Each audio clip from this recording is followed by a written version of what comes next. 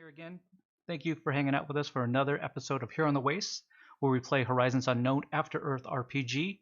A game that has been written and created by myself. My name is Scott, aka Mr. Shogi 3000. This is a futuristic sci-fi fantasy game set in the distant future of 2422 on an alien planet known as Saldaria. We're just going to jump in. We're a little bit late here. We do appreciate you guys' patience through it all and some of these small little technical difficulties. But let's start it off always with our amazing cast. Mr. Ryan, aka Ran118, how are you this evening, good sir? I'm doing great, ready to go. And of course, my very good friend here, Mike, aka Voldo. How are you doing, good sir? Hey, I'm just glad to be here. Always love playing. I'm glad to hear it. Of course, my other very good friend here, playing Gideon Goldenhammer, Old Sarge. Richard, how you doing this afternoon? I'm doing good. Well, Ready actually, to continue the journey? I've been working all day. I do apologize. How are you doing this evening?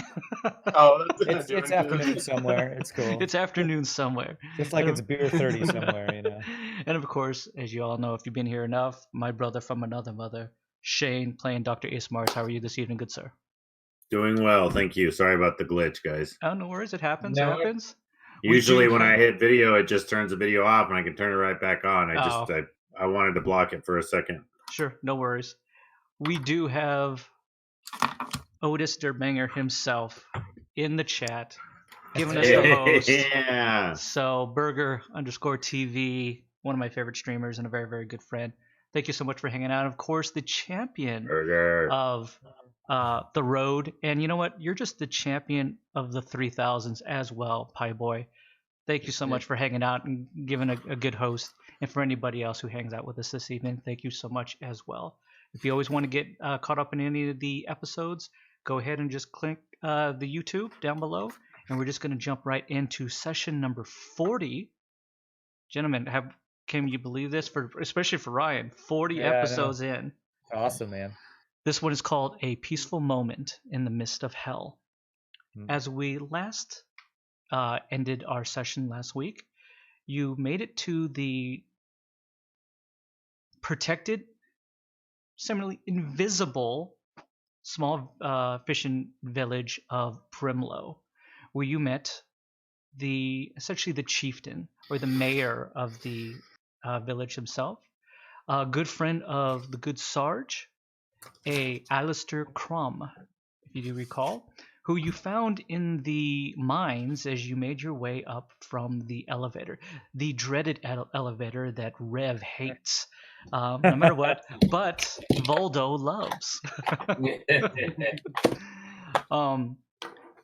You ran into a good friend, a old friend, Gideon, who gave you safe passage into his village, which when you did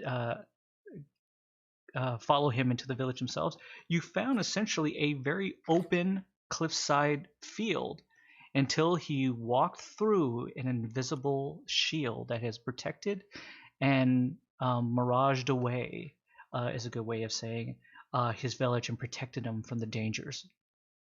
As he walks through this invisible shield, you as well walk through and you see that it is a very lively fishing village, full of humans, cyborgs, Saldarans, and such, all ranging from very young to even very old. Again, most of the establishments are a series of one-story wooden built homes that have various fishing nets and such draped over it. So it definitely gives you the vibe of this is something that is very much your typical fishing village, or this is something that is very much part of their daily lives. As you kind of look out even a little bit more off into the cliff, you can see just below that there is a small little port filled with different kinds of simple yet wooden ships. It's a beautiful sight, actually, as it just kind of overlooks the oceans of Sol to the north. There's a nice, wonderful breeze that is coming through. It's a bright, sunny day, but it's hot, but it's very still cool. It's a nice change from being in the dark, dank tunnels for as long as you guys have, fighting off hollowed ones all day, grand pappies. and such, as well as fighting off the dark entities that were at some point getting a hold of Voldo. As you start to be surrounded again by a large group of people, in regards to young children and such, you do notice that a few of the children are excited behind you. And with that, you end up turning around and you see Jaina, who is now fully awakened and is standing there next to two young children. Both of them are holding Jaina's hands. She's completely out of her capsule, and she's merely standing there holding their hands, smiling and laughing at her. When you do see her, it's not that you've actually known her for quite some time. The most time that you actually have dealt with Jaina is essentially asleep inside that capsule himself. And the time that you did see her awake, she was more of a devil than she was a 20-year-old beautiful young woman. What you do see for Voldo and for the Doc and for Gideon and for Rev is you see a right around 20-year-old beautiful young woman, vibrant green eyes. And for you, Rev, especially, for the moment you can actually see this young woman in front of you, you also see a young woman that has lost her family. She has lost everything that she has known and loved. She's lost her very, very close brother, a person that you considered a good friend as well, Otis. And for that brief moment as she's interacting with these children, you see a young girl that is filled with peace. Maybe it's still that adolescent young girl that's now awakened, and she sees a vibrant young child in front of her that reminds her of a different time. And it's necessarily a peace. It's not necessarily a peace that was ever reflected in the conversations that you ever had with her, though.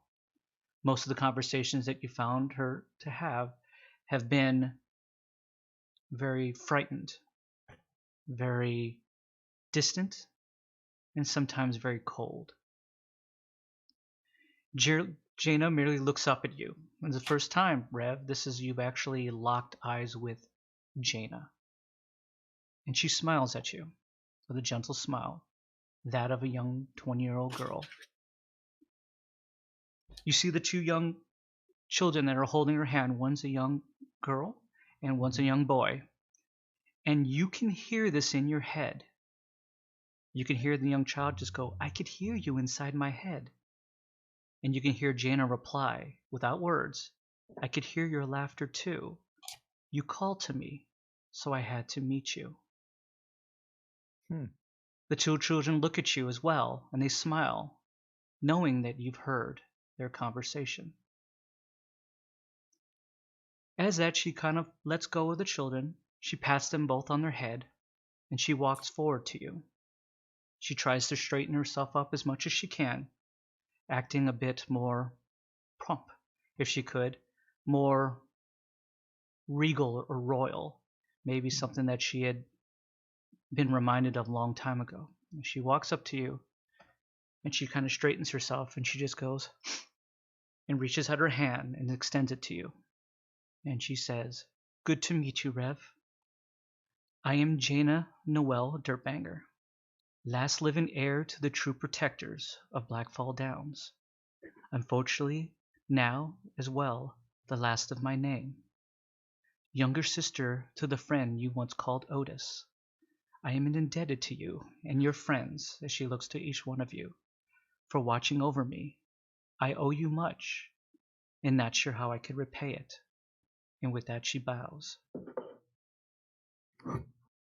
As she reaches her hand out to Rev, Rev takes her hand in both of his, and then he reaches one hand as she's bowing to her chin to bring her head back up, and he just says, "It's my pleasure to meet you, Jaina. I've waited a long time to speak to you face to face." She looked at you well, and she goes, "It's nice to speak to you as well, especially someone who once called my brother a good friend. I miss him dearly. I haven't gotten to ask this, but was he properly buried? He was buried down in Sodu as a hero of the resistance. I understand. I hope if we can get through this all, then one day I can go and pay my respects to him. Do know that those dice that I hung around your neck, those were his lucky dice. And I kind of point to the it's just kind of a leather strap that the dice are hanging to around her neck that I put there while she was asleep. Okay. She merely grabs it and she goes, "Thank you. I will hold it and cherish it for as long as I live." She walks up to Voldo and she goes, "Voldo, it's very nice to meet you. Thank you so much for protecting me for as long as you have. I am truly grateful." Not a problem. I mean, that was definitely quite some work that we did, trying to save you, but we saved you in the end. So it's all that matters. And she looks at you and she puts her hand out and extends it to shake it. And she just goes, "I hope one day I can repay you in your kindness." Me too. She walks up to the good doctor and she goes, "Dr. Ace Mars, it is truly an honor for me to meet you. Thank you for so much for watching over me and taking care of me as well." You're quite welcome. I can't say I would be so inclined to do that for anyone else. It's just that I was compelled to do this, so I could tell you the honor's all mine. There's obviously something very special about you. She goes, "Thank you. I will do my best to live up to that." And yes, like Waldo said, it was a little difficult, but I understand. it was like I said, it was something I never really questioned. I just kind of felt like this had to be done. So I truly appreciate it. Thank you so I'm much. very, very pleased to see you walking around and able to communicate. Well, thank you. And she walks over to Gideon and she just goes, "We haven't been properly introduced. My name is Jaina Dirtbanger. And your name, sir?" My name is Gideon Goldenhammer. Sergeant Gideon Goldenhammer. "Of course, Sergeant. It's truly an honor to meet someone of your rank. And It's a your pleasure friend." to meet you, young lady. "Oh, thank you very much. And your friend next to you, what is his name?" His name, I forgot the name. I can understand. Are you gonna make her call? Are you gonna make her call you Sarge? Sarge? Formally, yes. Informally, no. Fair enough. She walks up personally, directly up to him. Sinjin kind of shies away a little bit. Everyone roll an awareness check if you could.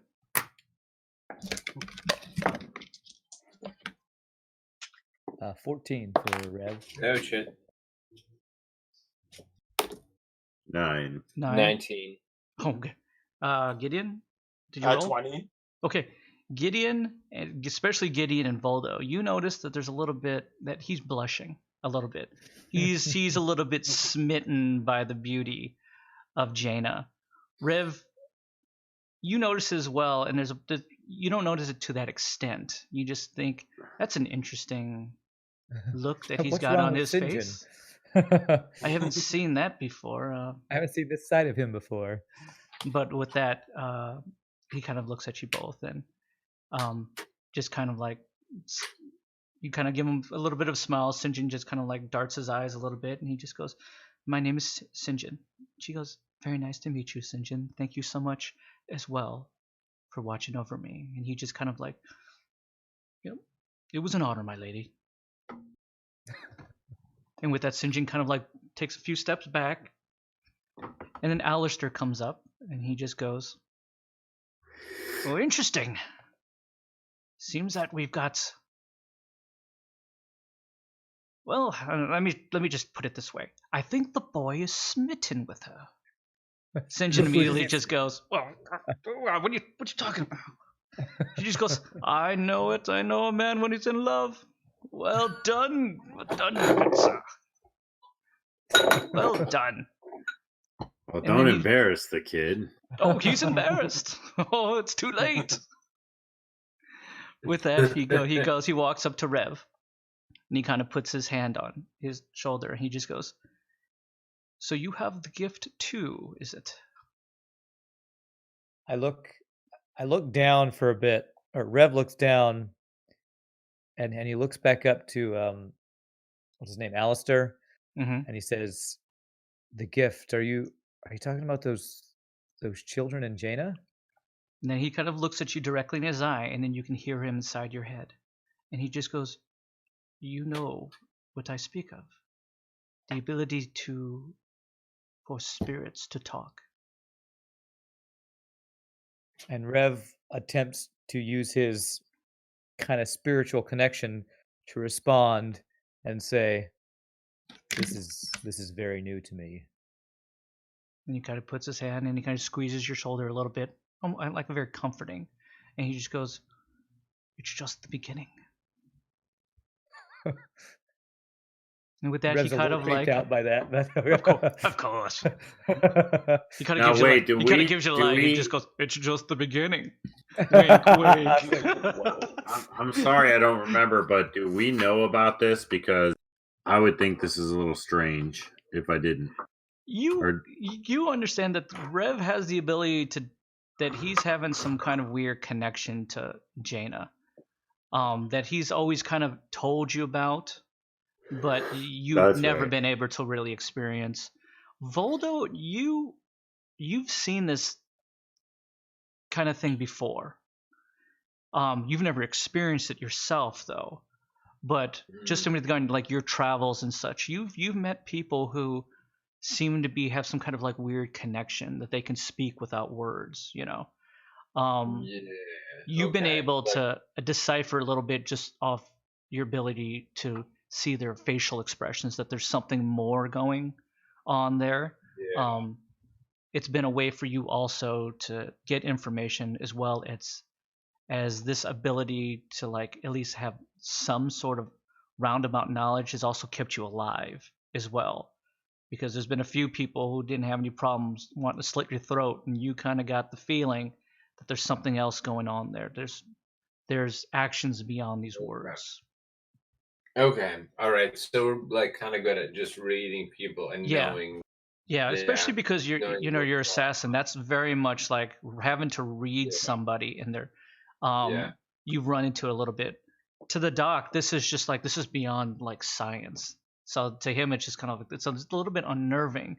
But I don't know, maybe there's just a little bit of faith that he has in Rev, that maybe Rev will divulge some of this. Gideon, you have absolutely no idea. All you remember is that Alistair offered you a drink, and you just can't wait to get this over with and hit the bottle. To the bar. To the bars, boy. Again, it's relatively a lively fishing town. Jaina now is being pulled by the young children. Come play, and you can actually just hear them say. And she seems very open and receptive to maybe just getting away from everything that has been upon her for so long. And you have no idea how long this has actually been, Rev, either, even though that maybe you're even the closest one to Jaina at this point. But you definitely get a feeling that she's in no harm with these people. Alistair also kind of gives you the feeling, to each one of you, gentlemen, is that for at least the time that you're here, that it seems if everyone is they seem to be very safe. They don't seem to be a group that seems to be typically like a prying type of group. And Alistair doesn't give you that feeling as well. So Alistair just kind of looks at you and he just goes, "So Gideon, we should go get that drink. And the doctor as well. Rev, I'm would you like to game. join I us?" know he will. Rev actually wants to kind of he wants to just go sit and look at the seaside. He's going to say, "Thank you, Okay. but I'm going to go use this time to rest." Understood. Voldo, what would you like to do during this time? He does offer you to come join him at the bar to have a drink.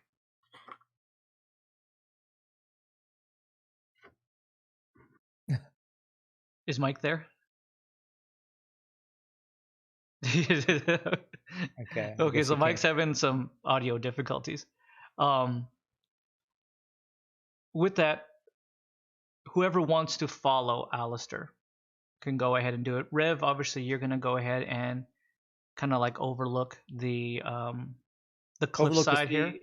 Yeah, and also kind of Jaina and the children, just kind of like watch them, like this is a time for him to observe Hmm. and Okay. reflect, kind of thing. I'm gonna say to the old Sarge, I'm Okay. gonna say, hey, old Sarge, this ain't Keith's Landing, man. So let's keep it chill. Okay. Voldo, can you hear me now? Yeah, I'm Okay. back now. What would you like to do? He does offer you an invitation to have a drink as well. Rev is going to go off to the cliff and just kind of like sit and meditate a little bit. Obviously, the doctor and Sarge are going to join Alistair, and Alistair offers you and extends you the invitation as well, if you like. I'm gonna go sit down with him at least, and I'll take a drink, but I'm not gonna like drink it immediately. Gotcha. Okay, so you just kind of like nurse it a little bit. Yeah, take a sip, see if I can taste anything weird in it. I figure I know poisons kind of well. Sure. So just like trying to figure out, okay, is there anything in this I shouldn't take? Okay. As the Rev, you kind of walk through the town. Most of the residents there merely just grant you a nice friendly nod. Mhm. It seems very relaxed. Mhm. It's even more relaxed than maybe Canberran was, and then Canberran wasn't necessarily all that relaxed.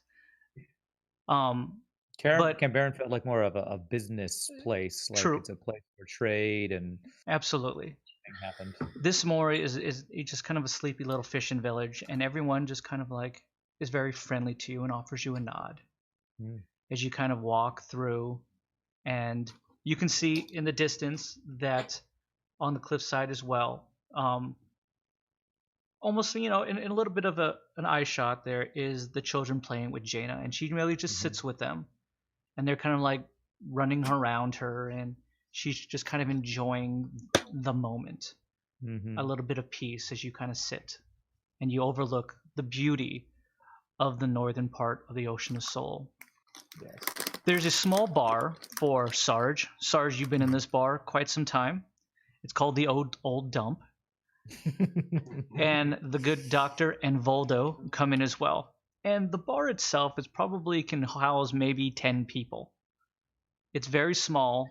It's full of stools, Pie Boy and Burgher. And if Fire ever watches this, it's full of just beautiful, ornate wooden stools, because stools are the best thing in the world to sit on. And it's full of these beautiful stools and these very almost kind of like stand-up tables. So you can kind of stand up to the table that comes right up to almost like waist. You can have a nice drinks. And Alistair comes in and he sits down and he nods to the bartender, who's kind of an equally old, pudgy guy, a little bit greasy with a like kind of greasy beard. And he looks at it and he just goes, "What would you have, Mayor?" And the mayor, Alistair, just goes, "Gentlemen, what would we be having to drink today?" Sarge, you're the same as always? I'll have my usual. Well done. What about you, Voldo? You look more like a Socorro whiskey man. I was thinking that. And yeah, let's do it straight up. Sure. He merely like kind of looks at you, extends a hand to shake it, and he just goes, "My man, excellent."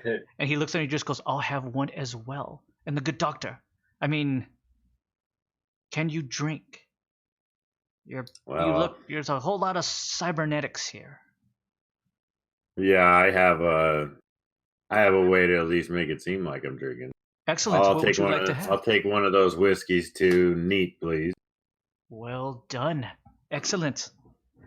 He looks at it and he just goes, 3 Socorro whiskeys and a pint of wasteland fuel for the good Sarge. Pint. The gentleman, the bartender, just goes, "Of course, no problem," and kind of brings it over a couple minutes later. Like big.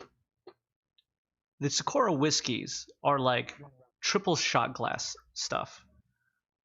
Okay, they're big, but the pint is like in a huge like mug, and he just kind of like drops it, and it's like dropping like a ton of rocks just right on the thing. It almost tips the table over a little bit, just on pure weight as the good Sarge picks it up. Do you gentlemen take a drink? Rev hears in this distance a clunk and goes, "I think wasteland fuel just got served somewhere." I'm just gonna say I'm really glad I didn't order a double. Yeah, I think I might pass on the wasteland fuel type stuff, but I'll stick to those whiskey shots for sure. Okay, so he does give you the whiskey shot, Cheers. which essentially is almost like a triple glass of it. Do you guys I nurse it. I'm testing it for you're a little sippy sip? Okay. Yeah. You do sippy sip. I will ask this. Have you had have you had a Socorro whiskey before? Yeah. Okay. Socorro whiskey, yeah. You know what Socorro whiskey tastes like. Okay. I mean, it's smooth going down. Okay. Yeah. I mean, they taste like whiskey in my opinion. Yeah. It tastes the same. It's a nice it's a little bit buttery though. And it kind of goes down nice and smooth. And as you take a kind of a sip, and you notice immediately that it's just Socorro whiskey. There's nothing else in it. It's just pure bread. Wait, what? Sorry, Scott. It's just pure Socorro whiskey. Cutting out. Can you guys hear me now? Yeah, there it is. Yeah. Okay. There it is. Yeah, it's just pure Socorro whiskey. There doesn't seem to be anything in it that's not tainted by anything. Okay. And it's actually quite pleasing. It's a nice little taste. The doc, you just kind of like shoot it, or you just sipping as well? I'm gonna savor this. Okay. Again, it's the same thing that I had explained to Voldo. It's a nice taste for you. That goes down. Again, you have very nice tasting receptors. So you seem pretty good to go in regards to that. It's a nice taste. It's a nice feeling. It actually gives you a little bit of a buzz because you haven't had such a taste in a very, very long time. Actually, you can't even remember the last time you actually had alcohol in your system. It's a bit of if the last time for the doc, it's almost a bit of an overload for you a little bit in regards to just the taste. So if you can, roll just well-being for me. Me? Yes. 13. 13. Okay. You're able to pull yourself together a little bit as you feel like your eyes start to glaze a little bit, and then you kind of snap yourself out of it and you refocus.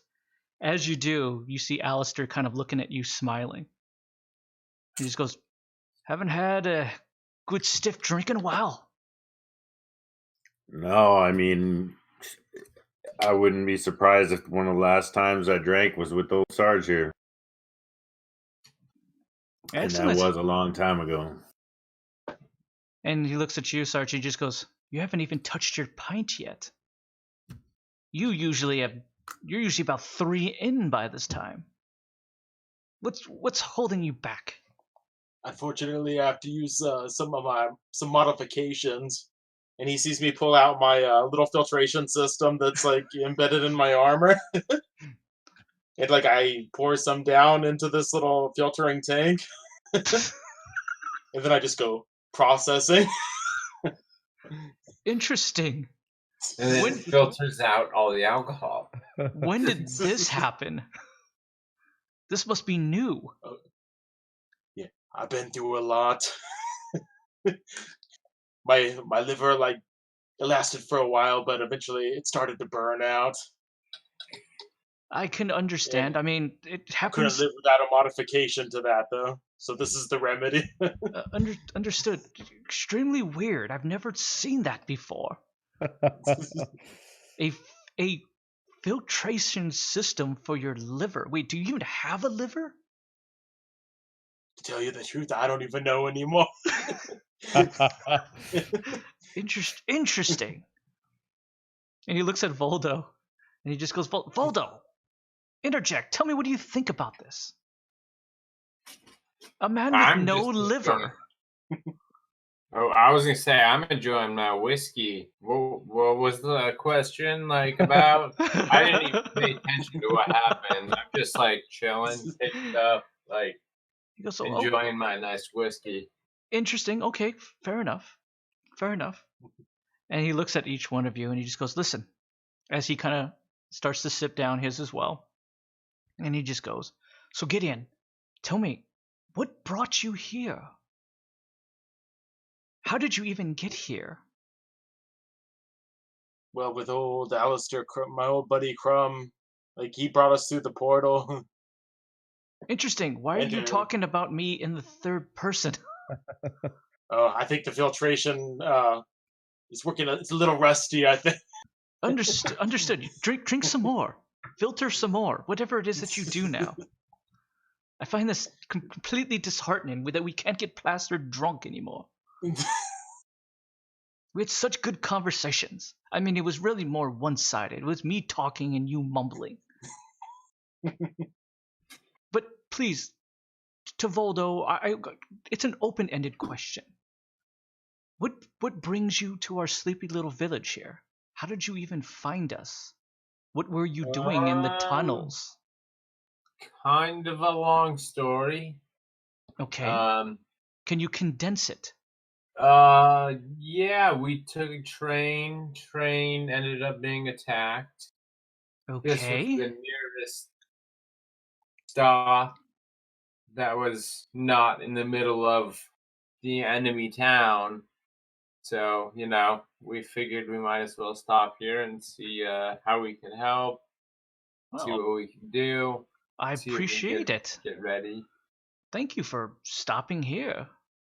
It's usually a last stop. It's usually a no stop. Most people don't even know we're here. But Well, hey, we know you're here. Well, I know you're here, and if you know that I know that you're here, that means we know that we're here. This is true. Excellent. And he takes another swig, and he goes, so, Doctor, what about you? You seem quite out of your element here. Well, I kind of just happened upon these gentlemen and decided that I would join them, and we've had some significant journeys, let me tell you. Understood. It's been a path I never thought I would take. Well, okay. Well, we do travel, each one of us, our own path. I used to be a oracle over in Fenrin's Hold, part of the Pillars of Dawn, but I have since, unfortunately, got sidetracked in my faith. Many of these people as well were part of Fenrin Hold as well, and as of those divine groups, and we just felt like maybe our path was different from those of the Pillars of Dawn, and we set out on our own. Many, unfortunately, were not much of in regards to fighters, so many of us died in the pilgrimage. But we do have some people who are well versed in tech, and a very good friend of mine, a gentleman known as Roland Caffas, who was a master worker through Fenrinhold, came along with us, and through his tech, we were able to create this holographic illusion shield that is around us. So we're essentially here, and no one knows we're here, and we've been relatively safe and protected ever since Fenrinhold used to watch over us, but now have shut themselves away within their walls, praying to their own gods and such, caring not of anything that is beyond their walls into the world of Sodare itself, only going around punishing those who believes have been transgressors, if anything. Unfortunately, they've done that to even some of their own kind, and I don't take lightly to that.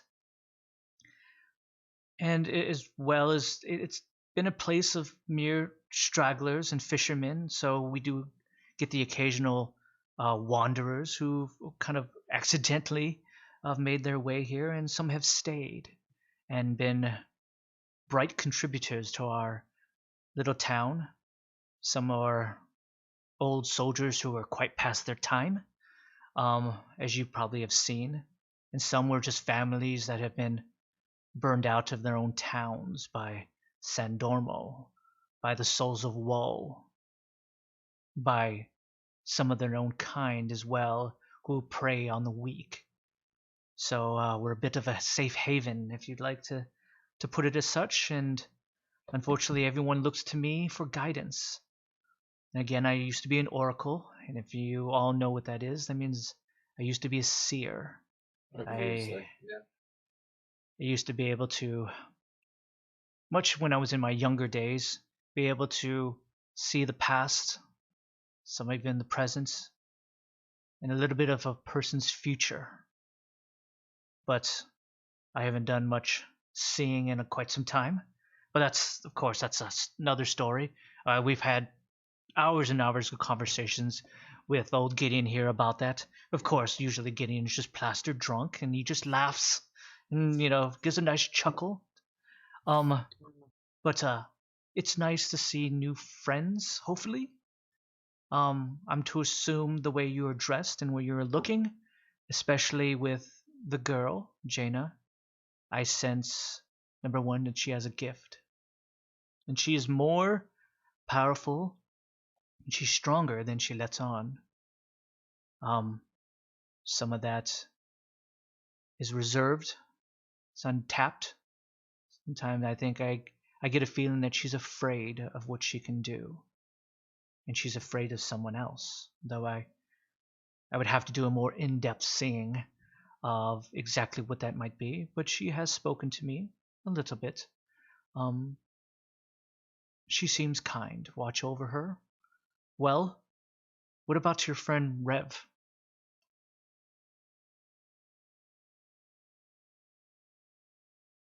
You're asking me? Just in general. Well, Rev, what about you? Well, he's not here. Hence the reason why I asked the question Oh. to you, gentlemen. Sorry. Rev is an integral piece of our group, of course. Integral, yes, of course. Integral, yes. Integral. Integral, tomato. We understand. Of our group, and he has been, I guess he goes way back with Otis, who we mentioned. Yes. I don't. All I know about Rev is that he's a very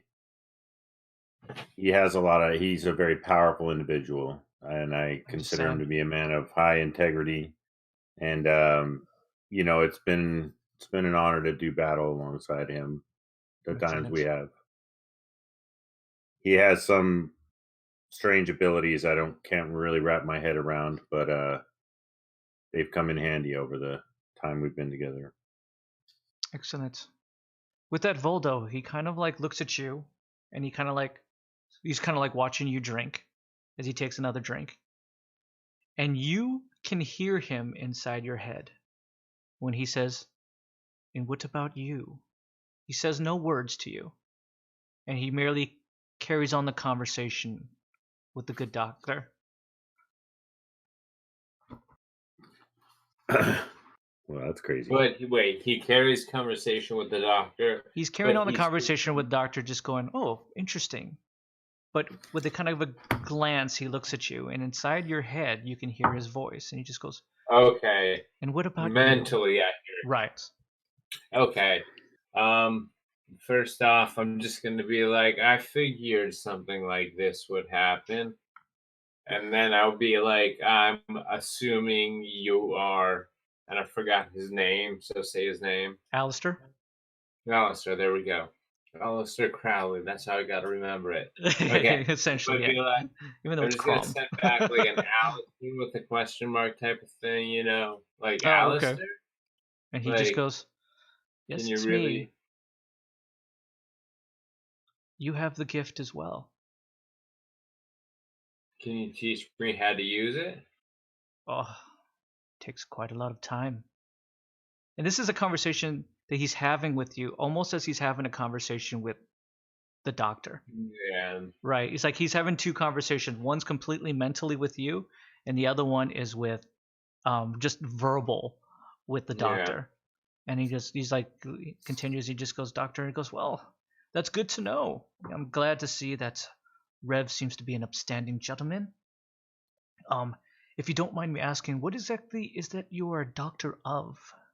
As he continues this conversation. And the side conversation he has with Voldo, he just goes,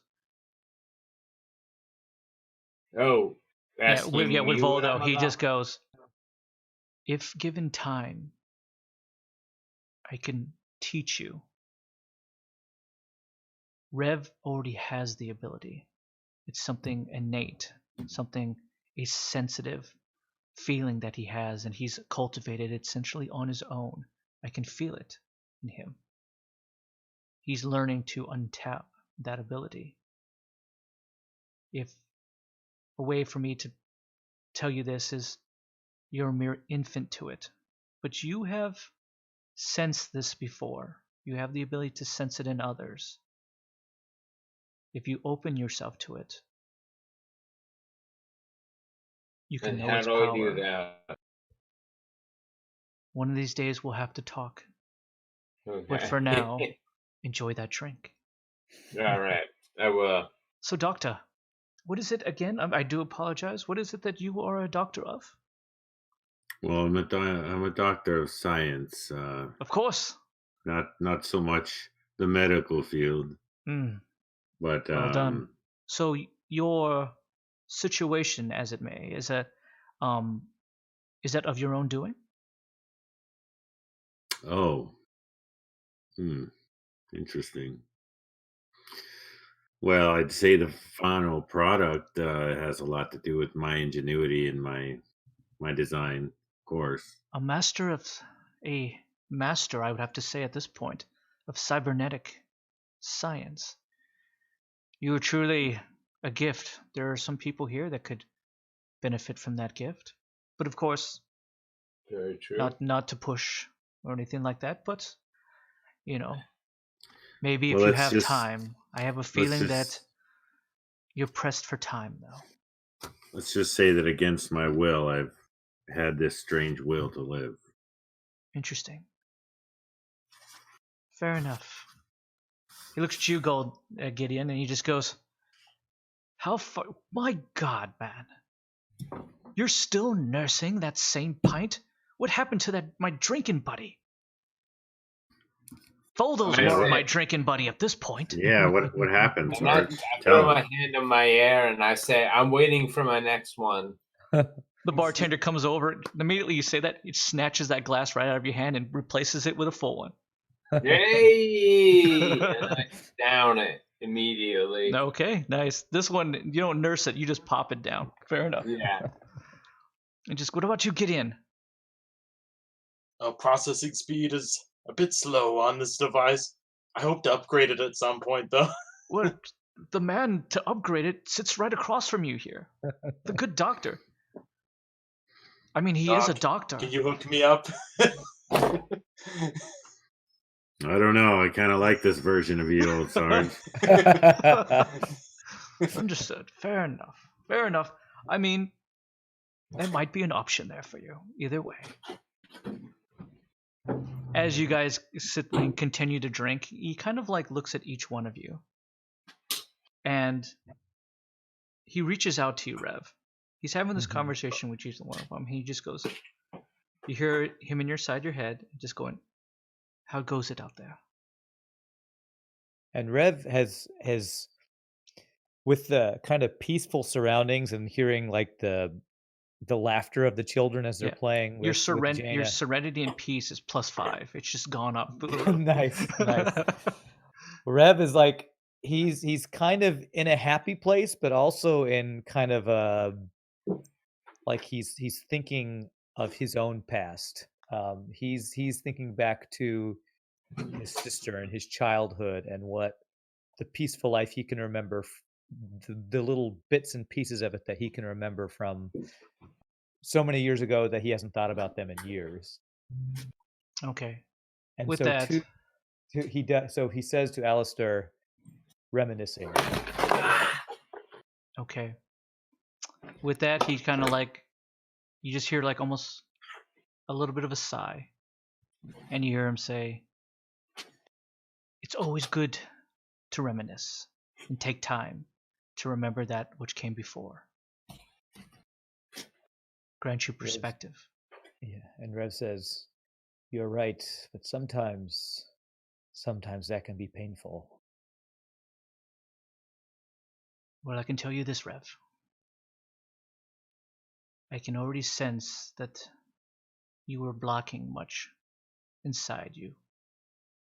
Things that you have hidden away.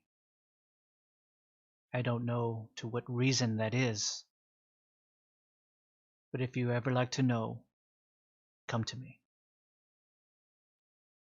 That is kind of you, Alistair. I will come to you when I'm ready.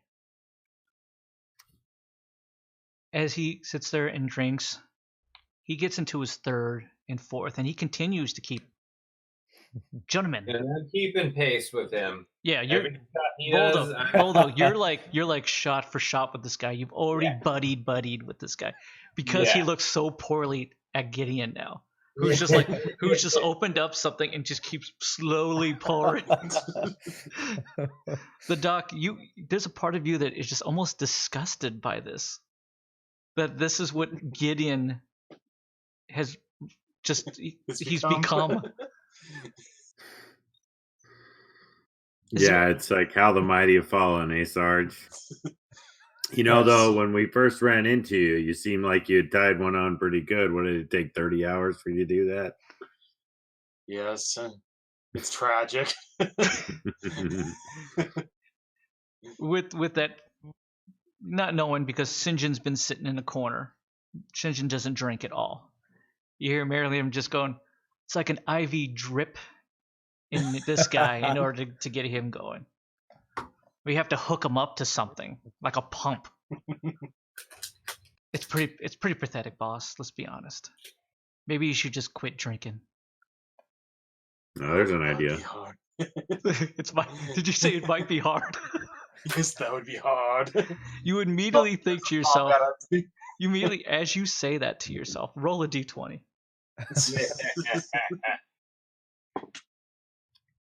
I got a 9. Okay, those words come out, you are so disgusted with yourself that you said that you actually, like, you wince at it and you spill half your drink onto the floor. Another. The guy immediately, the moment you hold up the empty mug, he takes it out of your hand and puts a filled one right back in. That's way too early for you to start spilling stuff, Sarge. It's for the homies.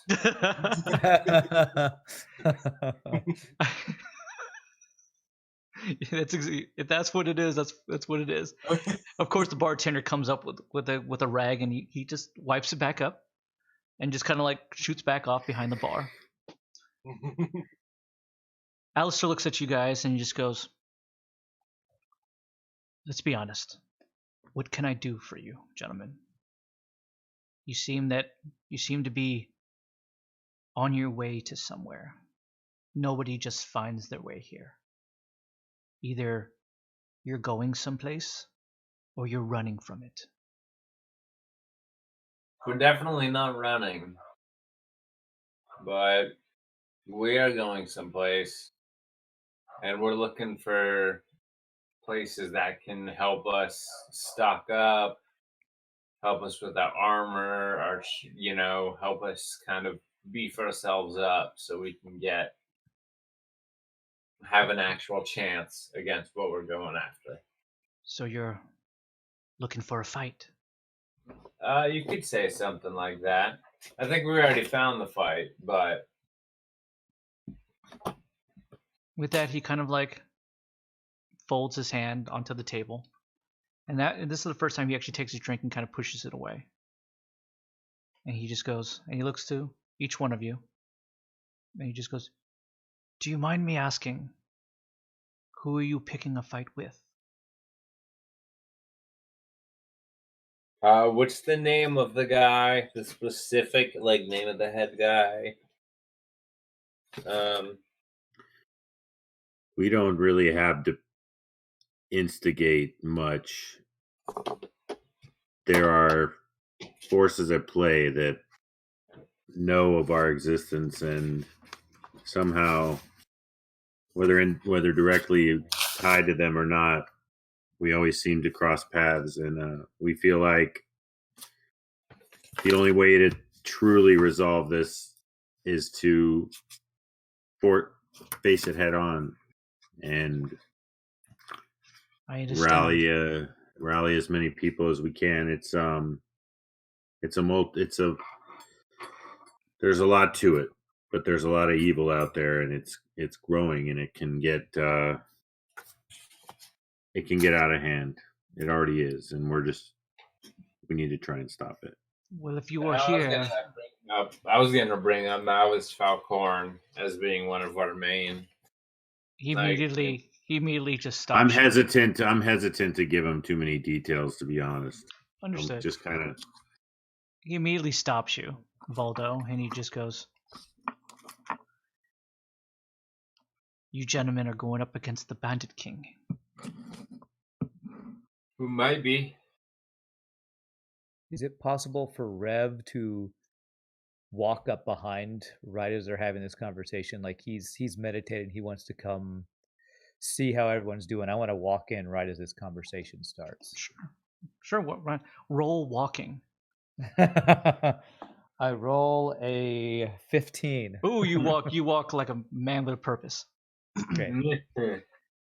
You walk in as he's having this conversation, and immediately you hear in your head, "Good of you to join us.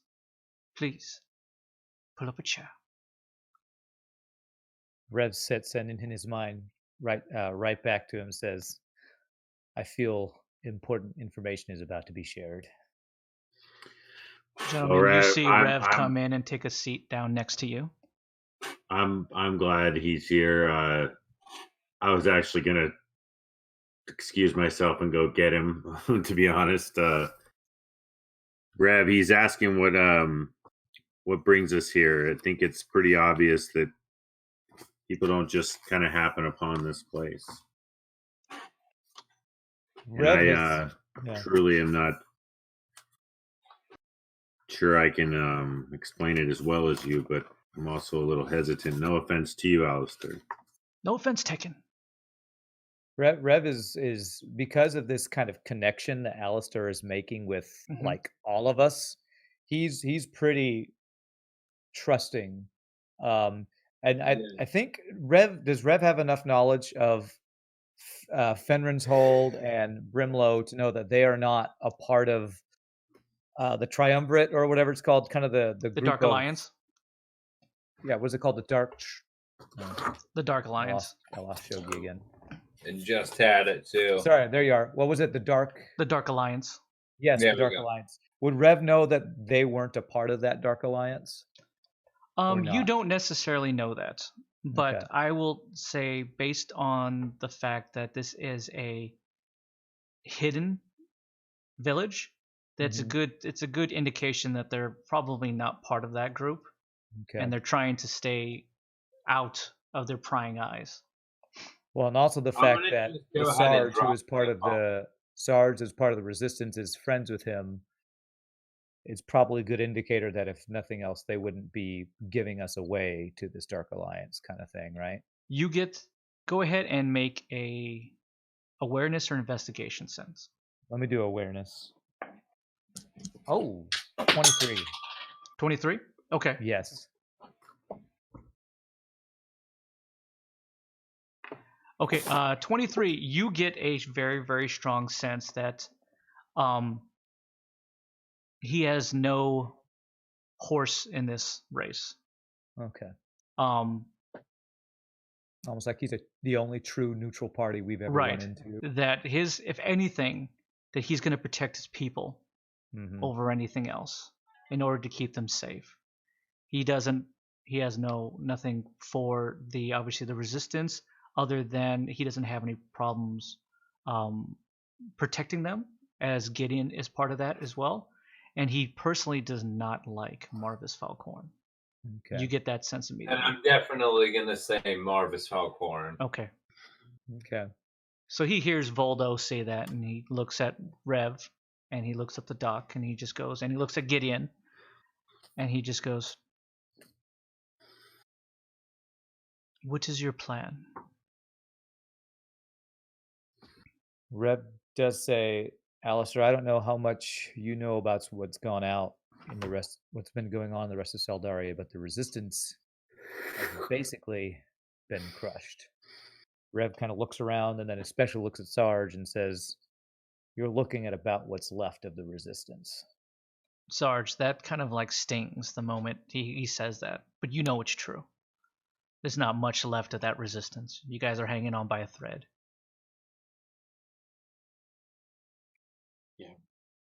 We don't have much of a choice. Yeah. We have to get Marvis. I think Rev we also take the fight to him. Yeah, Rev also looks to Alistair and says, you've seen Jaina, and she has a connection with Marvis Falcorn and Dr. Eli Hauser.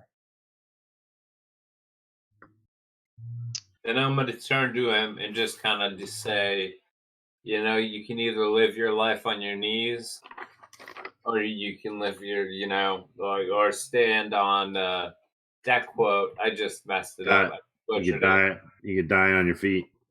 it. Yeah. That one. I'm just gonna drop that little quote to him. He immediately, like when Voldo says that, he just goes, I understand what you're saying. He's had a It's few okay. too many. It's okay. You're starting to feel it a little bit, Voldo, as well, because you keeping pace with him. It's hitting you kind of like, you know, you're starting to get kind of like, woo. And if you could, can you move to your right? You're so far out of camera. Perfect. Thank you so Yeah, much. sorry, my computer keeps. No worries. messing No up. worries. No, it's all good. He understands, and you get the sense that he understands that you're trying to take the fight directly to the source. And he goes, there's not much I could be able to do here for you, other than we might be able to offer you transportation. Transportation helps. I like that. Use it. You Rev mean does say you do know that there is, well, you may not know this, in the caves below there is a shutter moth that actually runs the length and breadth. What? It is some sort of tram system, I think used by smugglers, that the doc has seen the map to this thing, and Rev's actually going to pull up the map that he The took schematics? from the schematics of the tunnels and say, this is what is underneath Brimlow. This is how we got here, and just kind of show him pan out the whole tunnel system. He kind of takes a look at it and he just goes, "My God, that's how you got to us?" Through an army of, have you ever heard of Hollowed Ones? I have not. You don't want to. Another creation courtesy of Dr. Eli Hauser. They are Hired by infesting Calhorn. the tunnels down there. Oh, understood. Understood. And that's hollowed, not hallowed. Hollowed. Like they are empty inside, except for Mm. hunger. There is nothing inside of them. Understood. Understood. Well, let me tell you this. If you continue to travel in these tunnels, will you not run into more of these so-called say- hollowed ones? You might.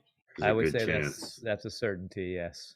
Yeah. Understood. Do you have another way to get around Saldaria? I mean, As he just goes, maybe I might be able to. And as that happens, you notice a very, very large, almost earthquake-like rumble that starts to shake everything.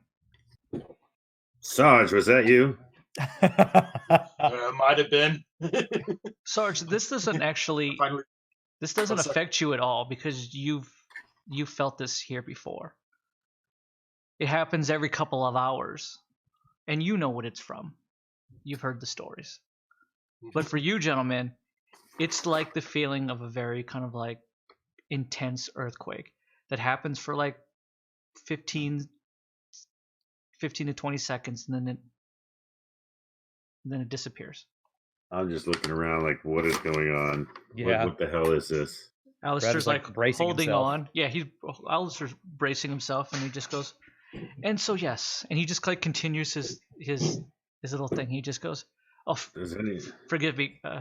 Sorry about that little tremor. We have those every so often. Rock worms beneath. Come again? Rock worms. Rockworms. Yes. Okay. And They reside below. They do cause us a great bit of problems. They've actually killed a few of our people. There's a large crevice, a large crack in the earth where they actually cause quite an amount of damage. We had a small village out there that was merely sunken into the ground below because of these rockworms. Makes things quite difficult for us. We don't really kind of go beyond our borders much anymore, other than me, because it's just one single person. I am light of foot, if anything.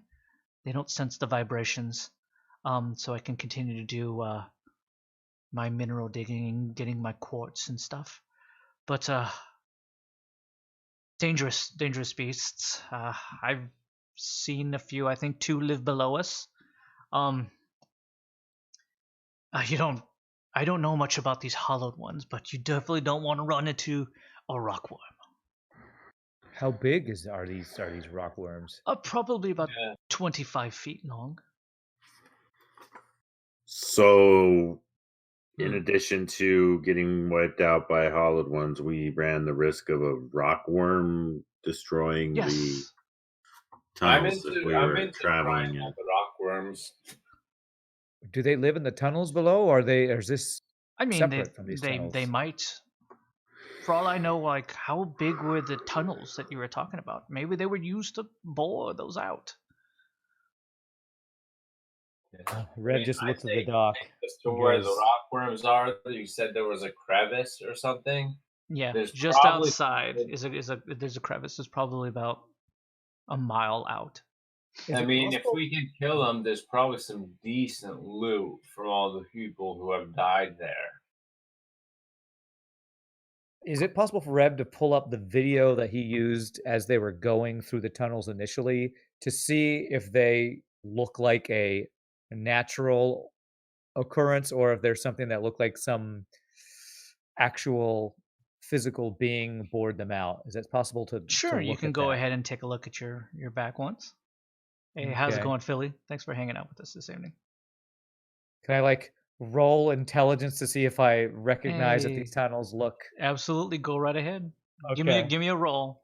Okay. Hey, Kira, thanks for hanging out with us this evening. You wonderful Canadians. I rolled a natural 1.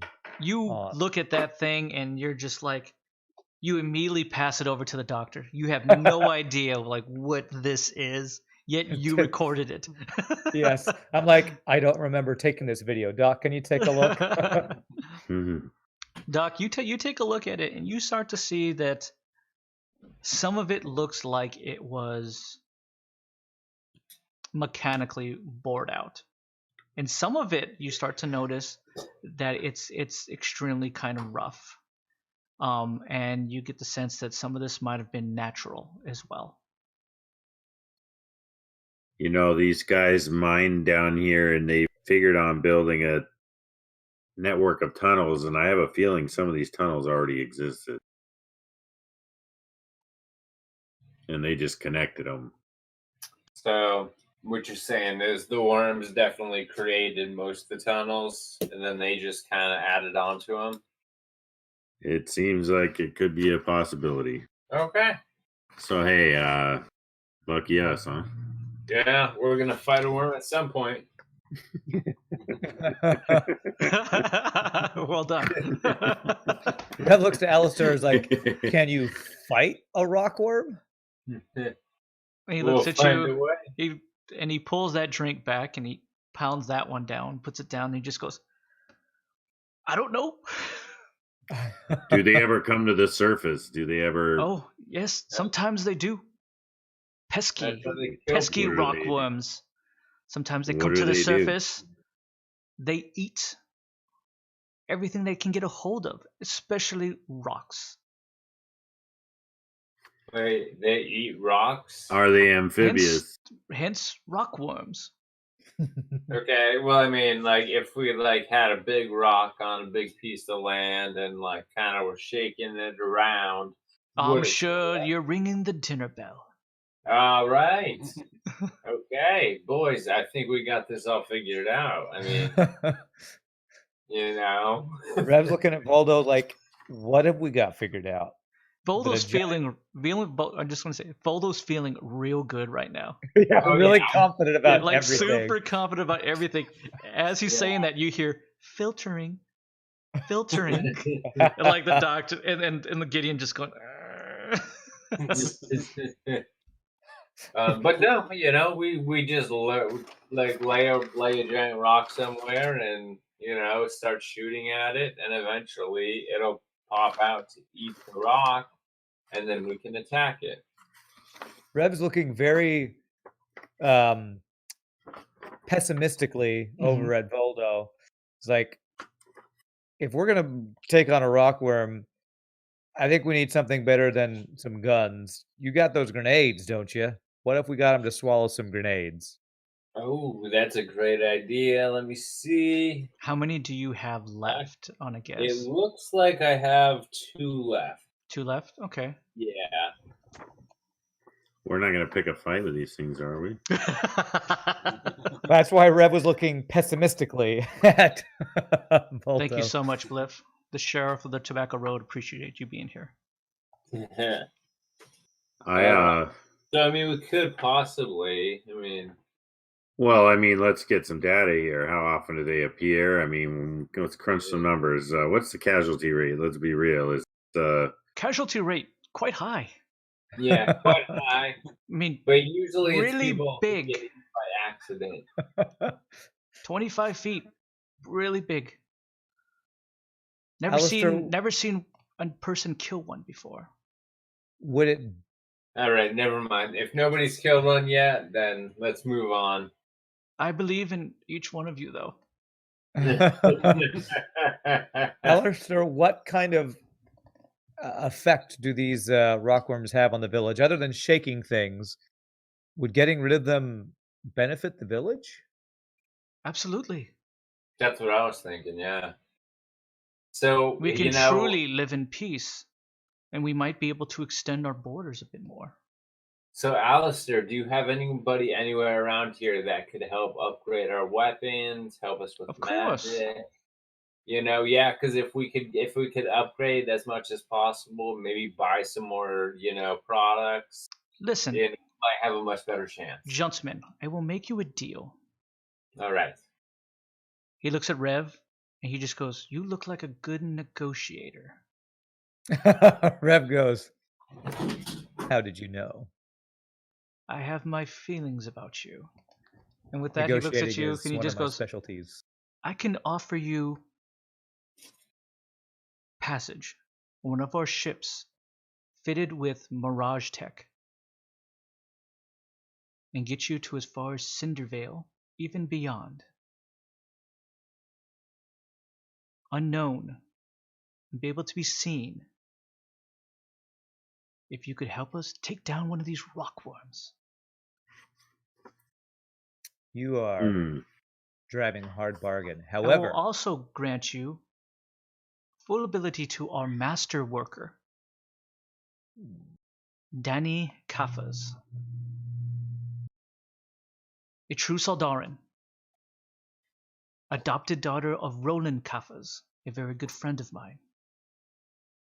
She understands the ways of, how should we say it, specialized technology. And even the ability of divine infusion, if that might be something that fits your bill. Though I don't feel like, speaking to all of you, you don't seem very spiritual men. Well, maybe you, Rev, but not religious men. And I know for certain Gideon is not.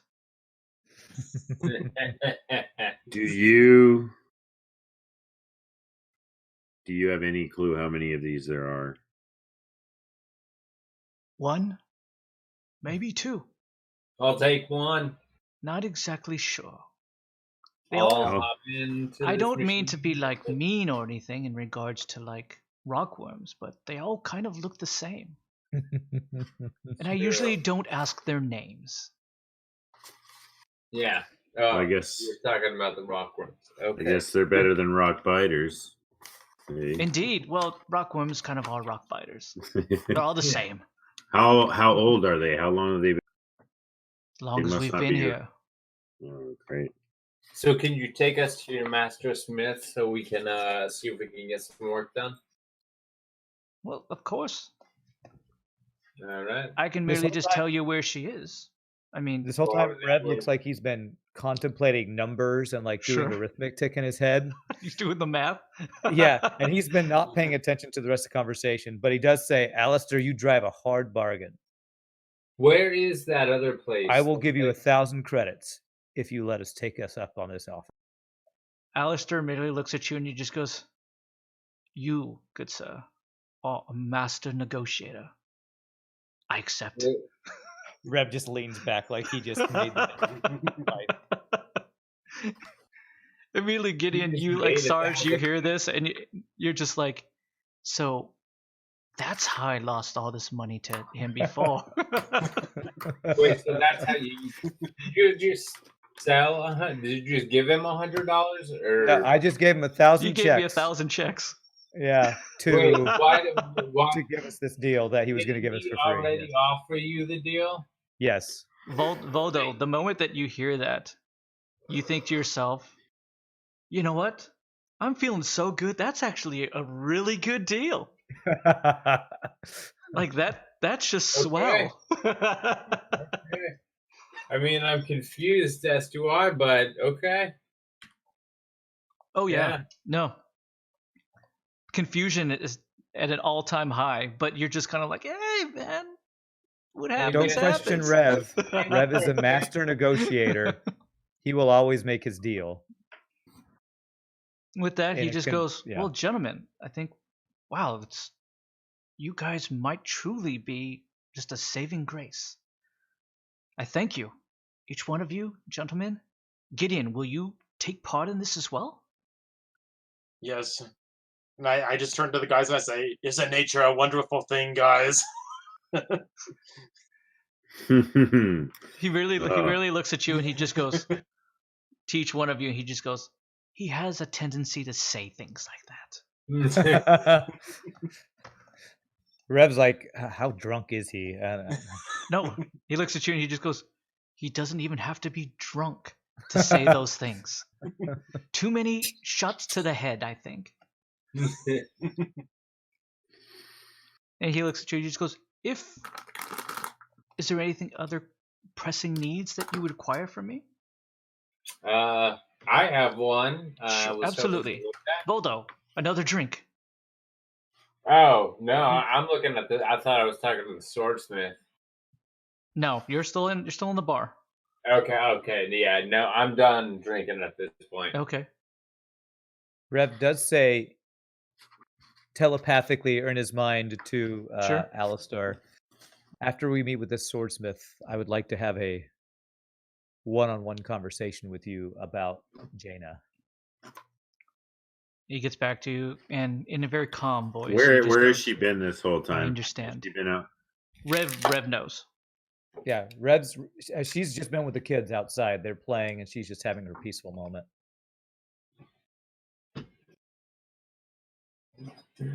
Oh. So we're going to take on some rockworms. Well, first I want to see how much we can actually upgrade our stuff before we try to take anything on. What are the odds of poisoning these animals, Alistair? I'll be honest, sir, I don't know. Yeah. Do you know of any vulnerabilities? I don't know. Has anyone had a close encounter and lived to tell the tale? I can tell that for certain. No.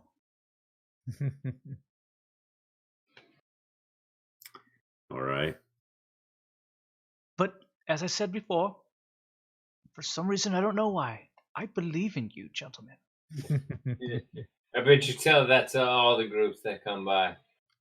Not many groups come by. Rev looks to Doc and he says, Doc, I feel like with your ingenuity and Foldo's ability to blow up stuff, I feel like we could bring something together that could take apart a worm. I think so. Do you know if they are amphibious? Can they survive in the water, or do they seek the sea at all? I'm not exactly sure about that. As large as they are, there are other predators in the sea. I doubt that they venture too far out. If we could somehow get flamethrowers hooked up, it would probably, cook those guys pretty quickly. I figure fire and a fish don't go too well together.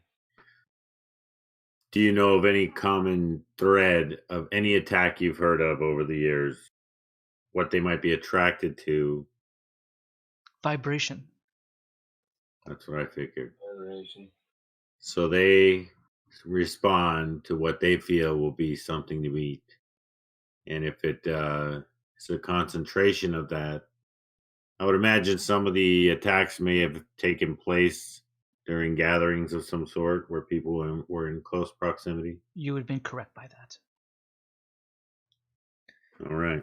Alistair, when they attack, are they coming from underneath the ground and swallowing something whole? Are they coming on top of the ground to attack some other way? Do you know they're coming their from pattern? below the surface?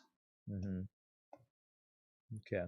Okay, so we could easily if we could get some big enough hooks and strong enough string, we could hook one and just ride it out until he tires out and catches it, and we catch him. If he's going underground, I don't know that we'd be able to ride this thing underground. Because if it's tunneling through, we're going to get wiped off its back, I think. We could probably get at least 6 hooks in him just by tying them to the rock and then tying them to bigger rocks. So it would be like a just you're trying to tether him? Yeah, it holds him in play. It holds him from going too far down.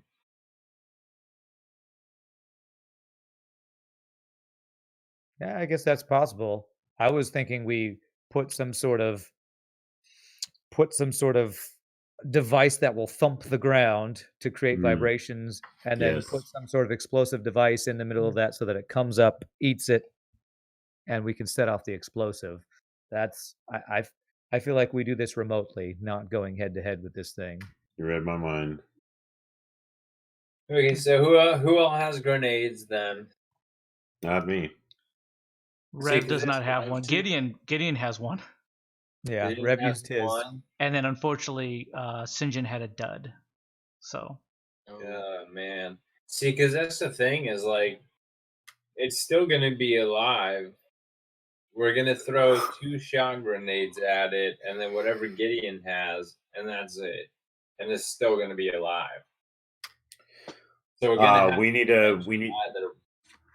to maybe figure out a way to position ourselves on a higher above ground somehow, whether it's trees, whether it's a rock formation next to where we're setting the trap, and we could just unload whatever we have on him when he appears. Well, we do have 2 guardians with big old guns. That's probably our biggest firepower apart from Voldo at a range. Alistair, are there any old school harpoon type weapons around here, or equipment? Maybe we could fashion one. sure, Like of a course, giant- and to assume like that a- we could fashion anything here for you that you require. I'm thinking almost. Are you I'm all thinking gentlemen more just in the mix kind of fighters, and the only really ranged is the 2 guardians here? I'm really the only in the mix fighter. Yeah, I'm a ranged guy for the most part, but I do up close. I'm kind of a mixed fighter. I understand, Doctor. Oh What my position? goodness, I've done just about everything to survive at one time or another, but I Understood. do prefer being as far away from my target as possible if I can handle it. I You know, understand. But I've been known to scrap a little bit. Well done. I sure as hell don't want to scrap with a rockworm. Nor do I. What if we came up with some? Because I want to have some kind of backup or something in addition to just trying to blow this thing up. Because if we only blow up part of it and it has any regenerative qualities at all, it'd be like splitting up a nightcrawler and having both sides live their life. I wonder if something, a massive impaling device or something so with such high tension spring wise or something, can maybe even sever him, whatever pops up out of the surface, just try and chop him in half. I don't know. I mean, what do we I'm going have? through a lot of stuff. We just don't have anything to do that with. Right. You know. Like, Well, if we could build a nobody's got- giant harpoon, we could build something that'll even a blunt object, even if we were to drop a rock on him in addition to trying to blow him up. I don't want to risk injuring a rockworm and pissing him off and then maybe him getting it however many friends he has. Okay, so this one's to Shogi then. Is it physically possible with the stuff around us to build any kind of weapon that would harm the worm enough? Why, my answer to that is absolutely. Okay. Okay. In that case, I mean, It's hey, not let's like you start- just can't do damage to it regularly as well, but I'm telling you, if you're trying to create some kind of something that tethers it so you can attack it, so I mean that might be an option. Okay, I so mean, so you know- there's not like a big weapon we can build, but there is something we Yeah, can. there's not tether it. you don't have like a nuke or anything like that if you're trying to like we're looking at So stuff like that. that's just to tether it and then attack it, and then try to finish off attack. Yeah, I feel Sure, like might if be we an were to option. ask this Danny Kaffas to help us construct some sort of harpoon that can at least let us track the thing if it goes underground, maybe even get a big winch that can, slow it down once we've harpooned it. Yeah.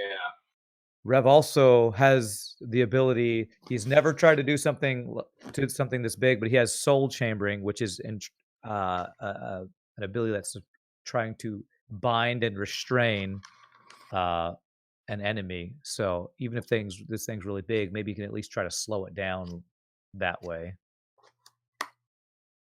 We Okay. just do everything we can to keep this thing from moving.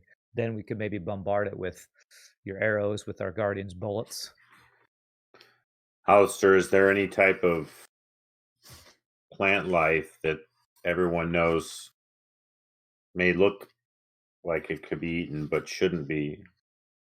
Any type of deadly, poisonous foliage, if you will, around here? Are you trying to create a poison? You never know. I mean, there I must just be. don't There's want got to to be. step on There's any. got to be something that'll make him sick. There's definitely an alchemist here who checks the surrounding foliage and such. Maybe they could concoct something like that. I do like Boldo's idea of a flamethrower or something too. Well, You should definitely ask Danny. She'll be able to help you with that. And with that, Rev, you hear, I brought her. And you turn around, and there's Jaina standing right next to a 6'3" female Saldaran who has braided, dirty brown hair that goes down to the small of her back. She has these large black alien eyes that are relatively just like an empty blackness to them. Sitting on top of her are like almost welding goggles just above her forehead. She's built extremely sturdy, probably just the demands of her trade. She has a slight hunch probably due to the demands of her trade.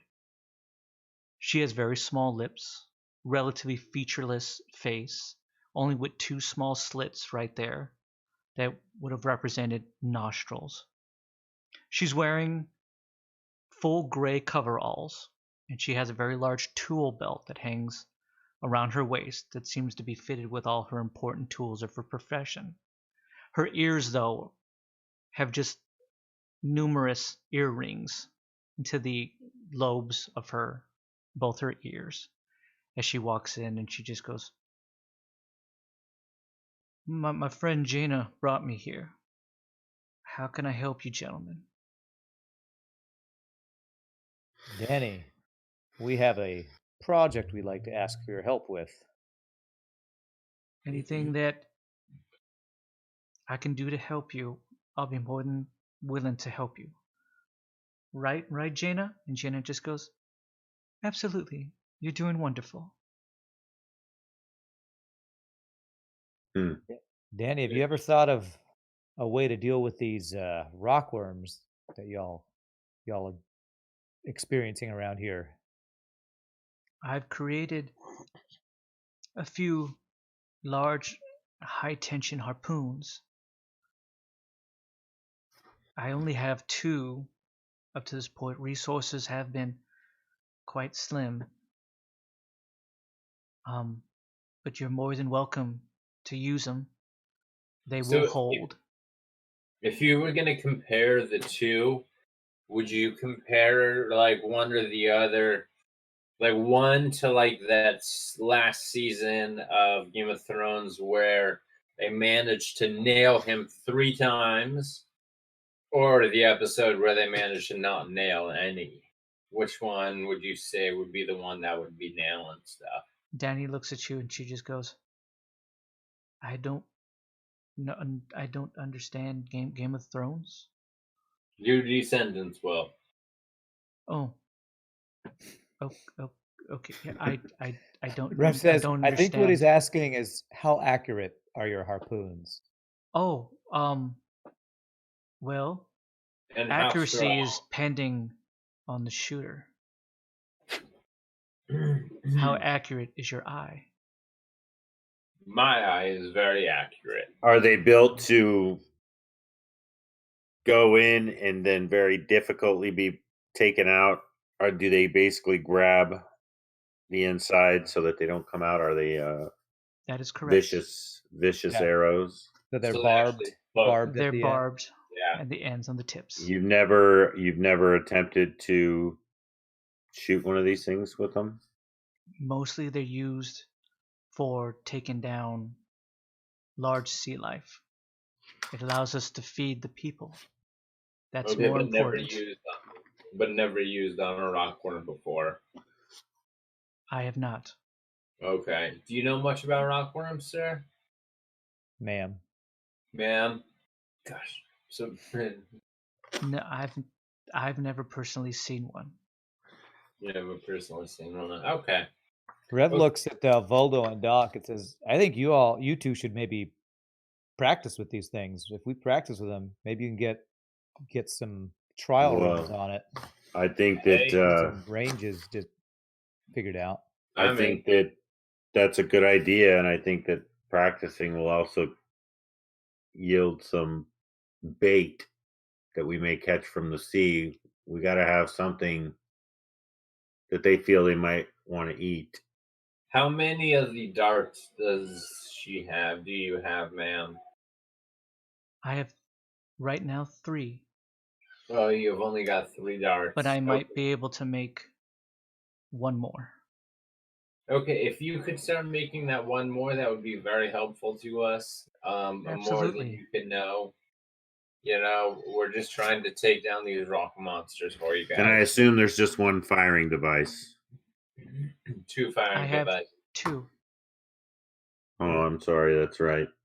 Danny, do you have any device that would be expendable that can make a lot of vibrations that might draw a rockworm to a location? Is there anything that you have like that? I can Some see what I old can make. machine you don't use anymore that Sure. can just make a lot of noise that we could use as a bait for this thing? I will do my best to get you whatever that you require. Right, Gina? And Gina just goes, "You're doing perfect." Okay. So yeah, so I started to talk to him, asked him to start working on, or asked her to start working on the thing. With that, do you require anything else of Danny? That I was gonna see if there was. I was actually gonna bring out my glowing stone Mm-hmm. and show it to them and see if they have any knowledge of how to infuse this into swords of any kind, or how to use, just if they know any kind of magical ways that. She walks up to it with a curious eye. She takes a look at it and she puts out her hand that is gloved. And she just waiting for you to put it into your hand. She goes, "May I?" I put it in her hand. With that, what you see that is connected to her sidekick seems to be some kind of apparatus that seems to be wrapped in some kind of like palm mechanism. And she opens up her palm and it seems to scan directly into her sidekick directly. The Starfire. And after that, she doesn't seem to take any more interest as she kind of passes it back over to you. And she just goes, "What were you hoping for?" I was hoping to help turn it into some kind of weapon, or maybe hope power up some weapon. As you say this back to her, you see that as much as these very large, almost lifeless black alien eyes kind of take a look at you, that you get a sense that her face kind of like squishes up a little bit and she gets really serious. And she just goes, "I am a master worker. I do what the job requires. You tell me what you want. I can make anything. Okay. It does take time and it will require checks. The harpoons I will give you for free, for that is for the town. And she looks at Alistair, and Alistair just nods back. See, She the looks one back thing to is, Jaina I as haven't well, and heard- Jaina nods as well. But now you're Will you speaking be- business. Will you be able to do anything you can to maximize the amount of force and velocity that the harpoon is fired from these? No, I'm not gonna use the devices? stone on the harpoon. No, If I'm anything, asking. He's asking something I'm different. asking her if she can do whatever she can to, increase the firing power of these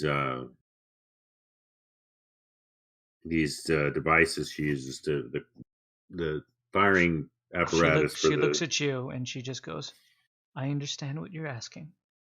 I will do my best.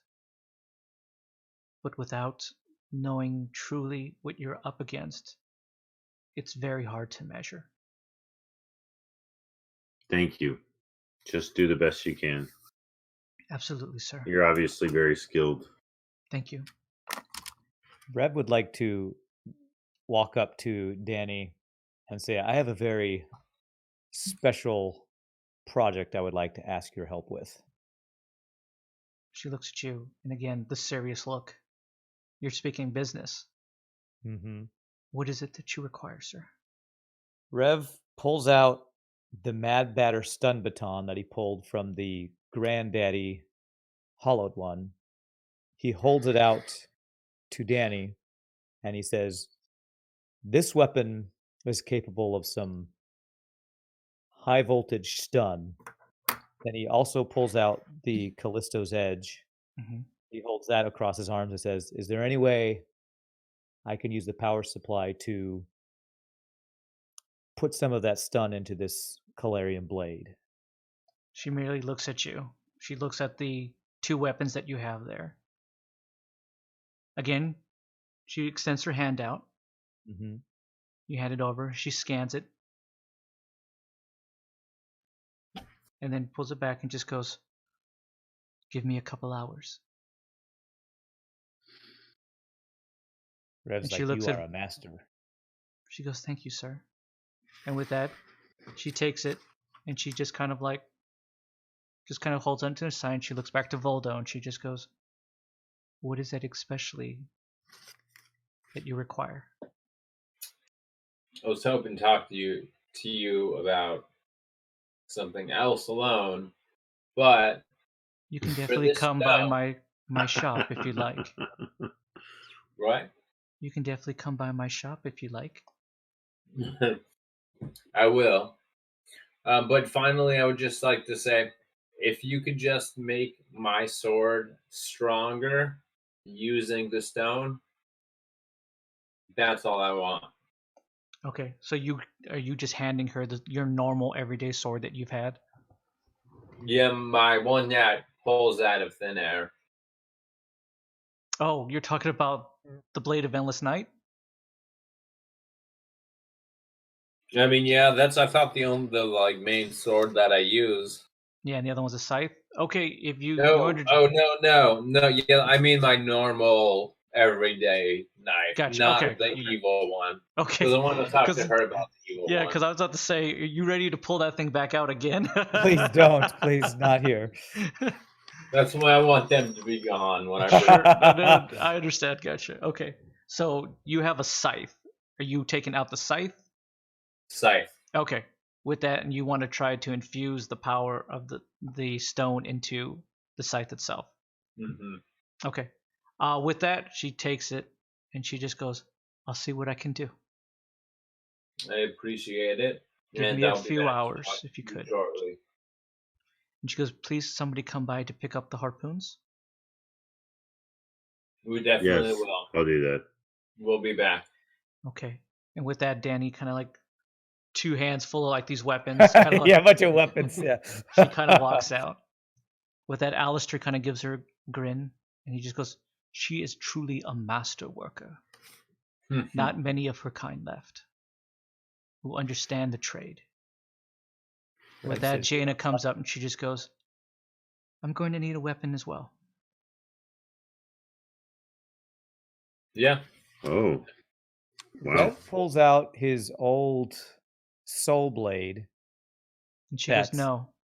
Okay. She just goes, I need a rifle, like my brother. Oh. Rev just puts that right back. Is there any about rifle a whip? shops in town? How about a whip? Razor whip? Man, I wish I had Marvin's rifle.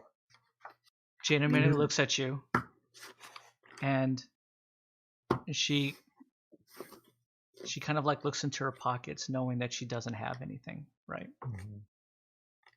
And she reaches for the gold dice, Uh-huh. and she just goes, would this pay to get me fitted?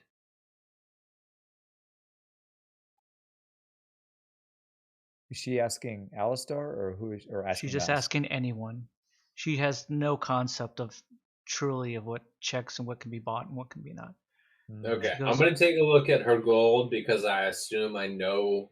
You know gold enough about gold, prices. but I mean, the only person who really doesn't know much about gold is Rev, because Rev's not a great negotiator. Rev would have been like, I'll give you the gold and 5,000 checks. Like those are just some These lucky are dice. these are the dice around her neck. Yes, it was Otis's gonna- lucky She's willing dice. to. She's this is willing to like- give those up. I'm immediately going to step right next to Rev, and I'm going to say, "Would you let me take a look at, what you have? I just want to see if it's real or not. See how authentic it is." Yeah, well, since Rev knows that Jaina knows the significance of these dice, so this is Mhm. like important to her. So Rev says to Voldo, if she's willing to give those up to help us, I'm happy for you to figure out what the value of them are. Thank you for trusting me. She gladly hands it over to you. And you take a look at it. Just roll an investigation check if you could, Voldo. At this point, Sarge, all this is going on. 16. 16, okay. What is it that you're doing? You're taking in all this information so strategically from a sergeant. Do you add anything to this? If anyone would, and you do know, if anyone would be able to hold the power of the harpoon, it's probably you. Yeah. I mean, I'm just here to kind of, I think, talk about the value of everything. Yeah, I'm talking to Gideon. Oh, okay. Well, like he hears this and he's sort of coming to a little bit, like he's a little buzzed and everything. But he's just like, oh, I would like to volunteer to hold the harpoon, like however we decide to unfold with this plan. But we have to see like how the equipment actually comes out in the end from our master designer here. With that one, Rev, it makes sense the way he's built, especially with his exosuit, that he might be able to withstand any serious concussive force or being able to hold on to this, more so than giving it to, and no disrespects to Voldo. No, that's true. But it's much bulkier than maybe Voldo would be able to hold. The That's good true. doctor, Yeah. based on his cybernetics, might be able to wield the other one. If you're looking at it from a strategic, if it's not him, then it'd be Sinjin. Yeah, I was gonna say, yeah, it sounds like the Sarge and either Sinjin or the Doc should take the other one. I was just hoping we could use some of the firepower from one of you Guardians if we can hold this thing in place. Okay. Mike just died. Yeah. Dude, straight up, I'm having so many computer problems here because this. Okay. So, with that, Voldo, you take a look at it, and it's pure solid gold. Okay. It's Okay. just 100% pure. You know, from just the feel, from the look at it. It could Gonna fetch tell a us good about- price to people who require gold, but you do know, Yeah. especially in this world, that gold is not the high currency. Yeah, that's what I was gonna ask. Like, do you know what the currency rate for this would be? You would have to try to negotiate and barter to see if you can get money. You know who Okay. loves minerals and rocks around here? Mr. Alistair Crumb. Okay. Alistair looks at you and he just goes, I'm glad you brought my name up. I do like myself some gold. And he just goes, how about this? I will give you 1,000 checks that I just recently acquired You're a for master those gold negotiator. dice. Is it a deal, Jaina? Jaina merely looks at Voldo and says, "Is this a good deal?" No. How many checks did you offer again, sir? 1,000. 1,000? 1,000. You really think you're gonna take us for 1,000? You want to multiply that by at least 4 or 5? Go ahead and roll some kind of deception or negotiation. Okay, 19. Yeah. That's a good roll. I rolled a 20. Oh, Damn. what? God. He looks at you and she just goes, 1,500. And Is some the purpose- quartz. Is the 40. purpose to get money to try and buy a weapon? Is that what this is? Well, and we're just trying to get her a good price. I'm gonna say 35. Go ahead and try to roll again. 20. No joke, I rolled a 20. No what joke. the hell? No joke, rolled a 20. So what do we do? He at just that goes, point? Tag goes to the runner. 2,000. That's the bottom. Final offer. Yeah, the final offer.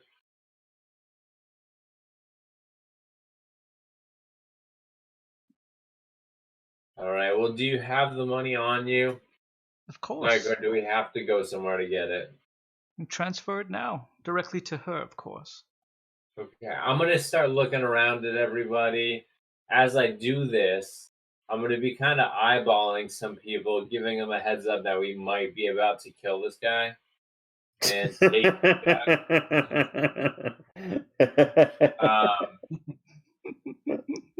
so I'm just looking around, kind of seeing, is this a good spot? Are there If you get a good read, sure. Okay, Yeah. You know what?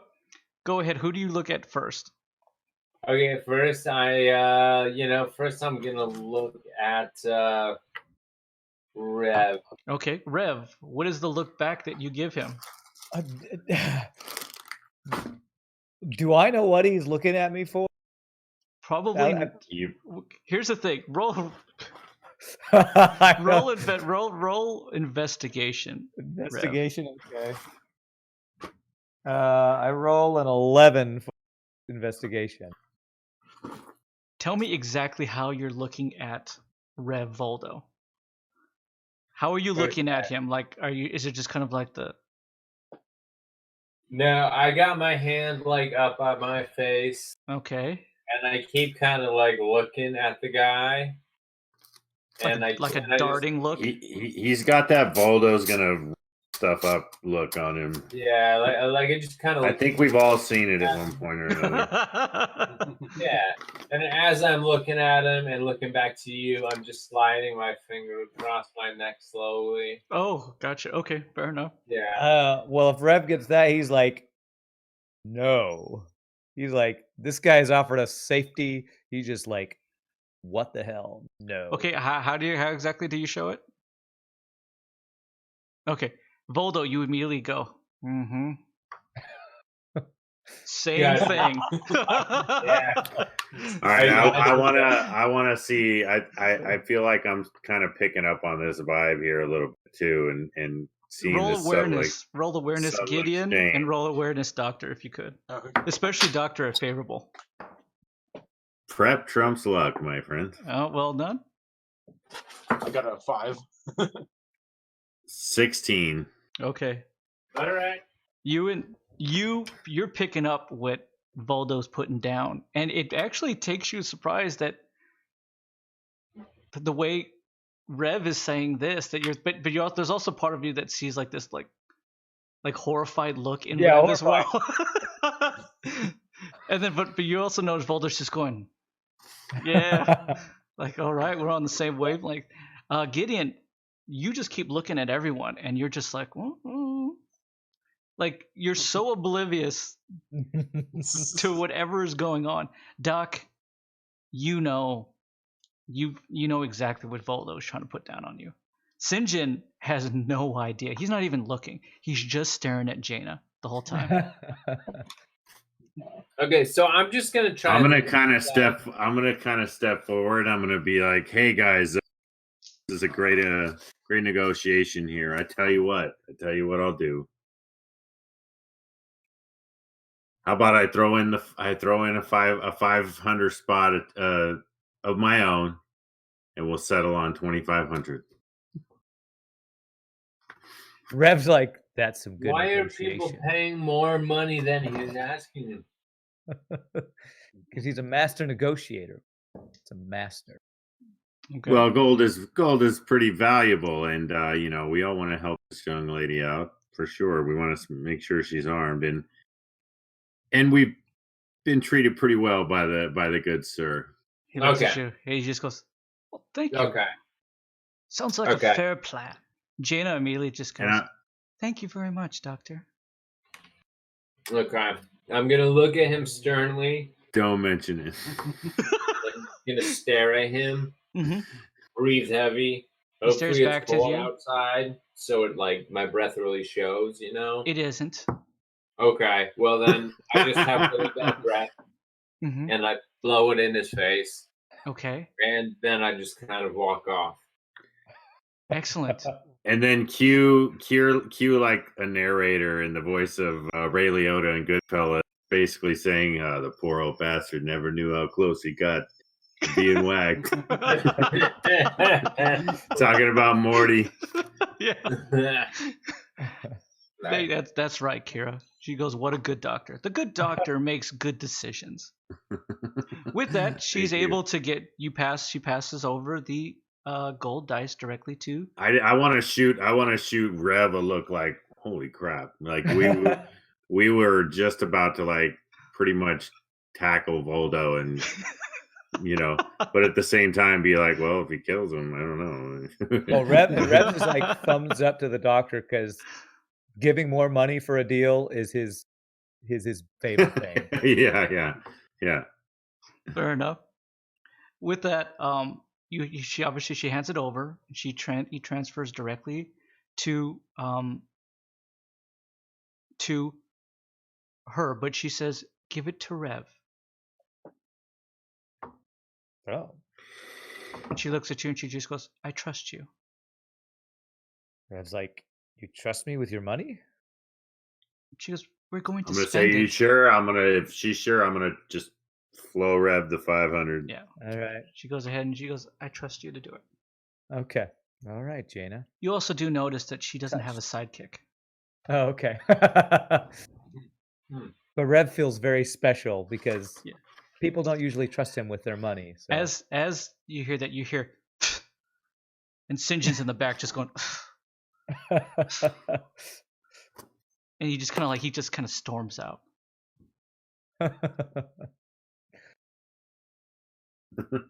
With that, gentlemen, Alistair is now kind of like dancing these nice gold dice in his hand, and he just goes, Nice. "Gentlemen, do what you need to do, and I will prepare one of our ships for when you are ready." Before you leave, Alistair, is there a good gunsmith in town I can go talk to. Absolutely. Go over and speak to Leon. He'll get you fitted. Thank you, sir. Gideon, you and I are going to sit and have a long talk about what has become of you. I'm going to get a wild thought real quick, and I'm going to ask Alistair if there are any undesirables in this particular village or whatever, in this society of yours that He's taken back. He just goes, absolutely not. Everyone Oh, here is really? on good So- standing. Oh, really? So you have no one in any type of prison or anything? We don't even have a prison. Well, that's good. That's good to know. Forget I asked. So I'm gonna head back to the lady who had the knives. Okay. Well, you has your weapons. Is that what you're saying? Yeah. Okay. Although she doesn't have my crazy knife, so Yeah. I Rev's like how gonna you ask- call your sword a knife. You're really Yeah. shortening. You're really shortening yourself here. Rev wants to ask Sinjin to it's come called with the him. Blade of Endless Night. That seems Which is- like a knife to me. That's a big fucking sword, dude. Okay. All right. Rev would actually ask Sinjin to come with him and Jaina to look at guns, because Rev's specialty is blades, not guns. Sure. So he's hoping Sinjin can give a little, Sure. Sinjin. expertise. Shinjin's kind of like sitting outside, just kind of like, he's emo boy right now. Uh-huh.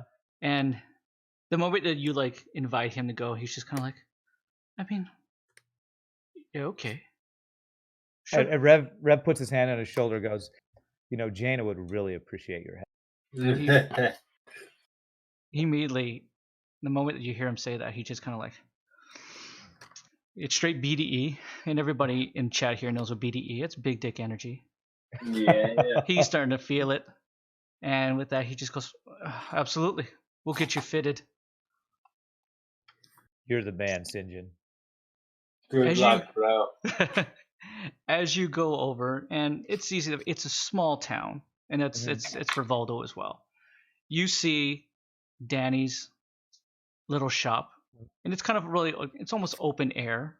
And she's in there. She's working away on something, and in the corner you see the large harpoons that she's kind of set up as well. Doctor, what are you doing? Well, we have.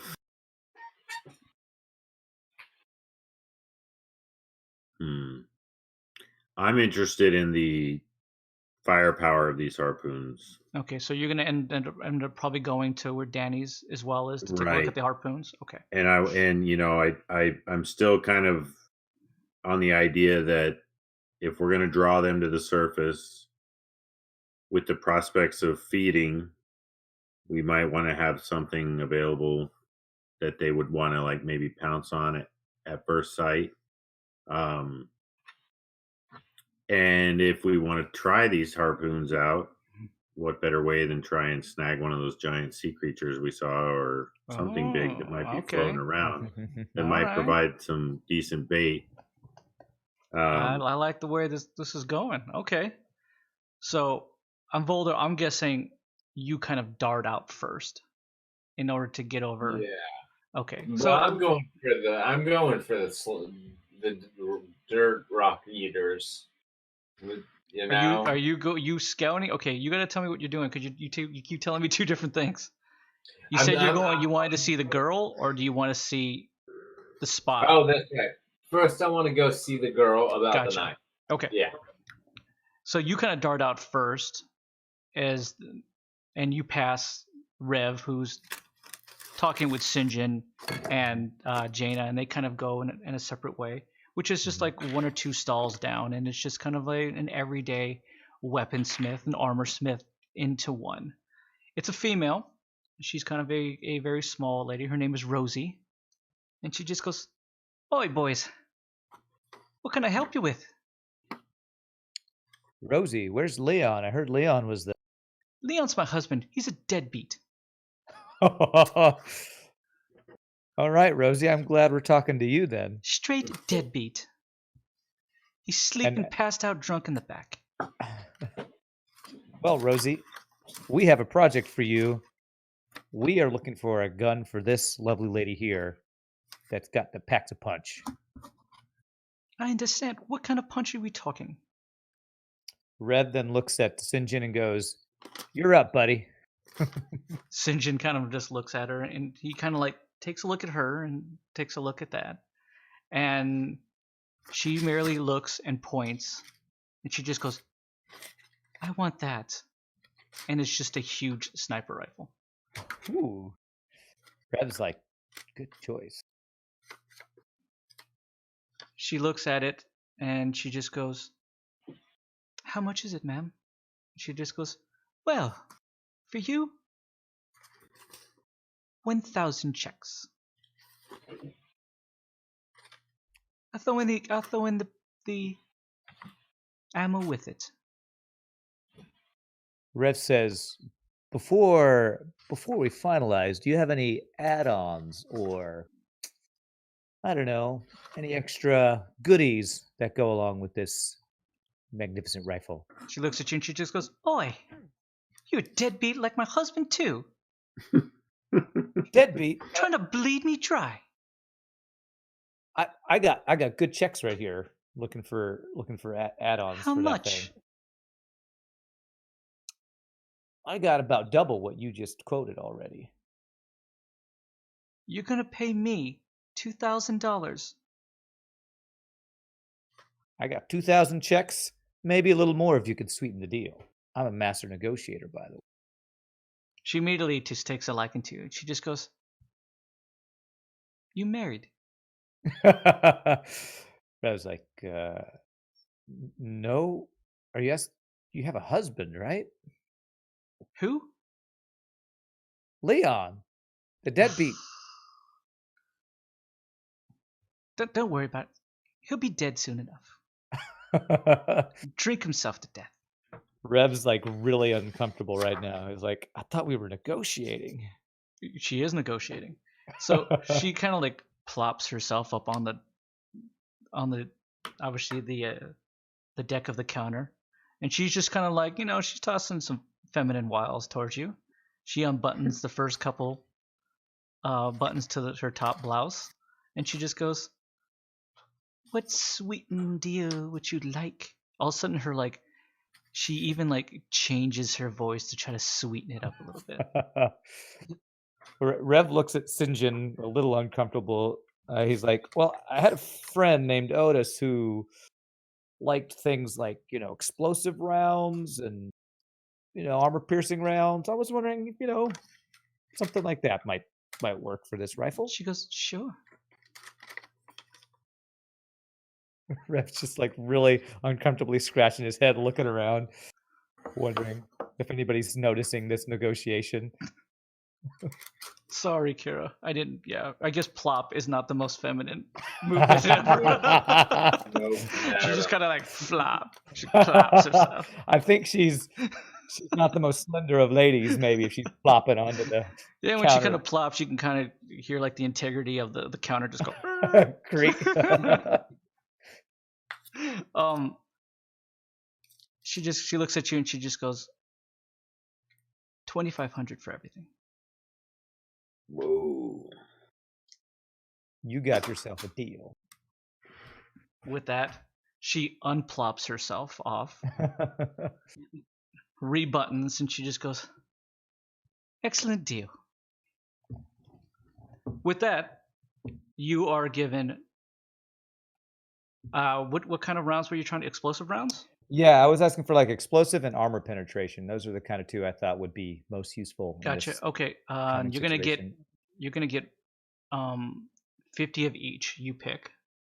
Okay. However you want to disperse that.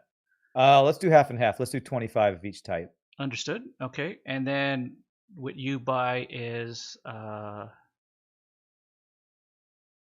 me 1 second here. I have the weapon list pulled up, so if you just tell me what it is. You buy the Helicon's Industry Boom Rat marksman rifle. Okay, I was looking at that one. Cool.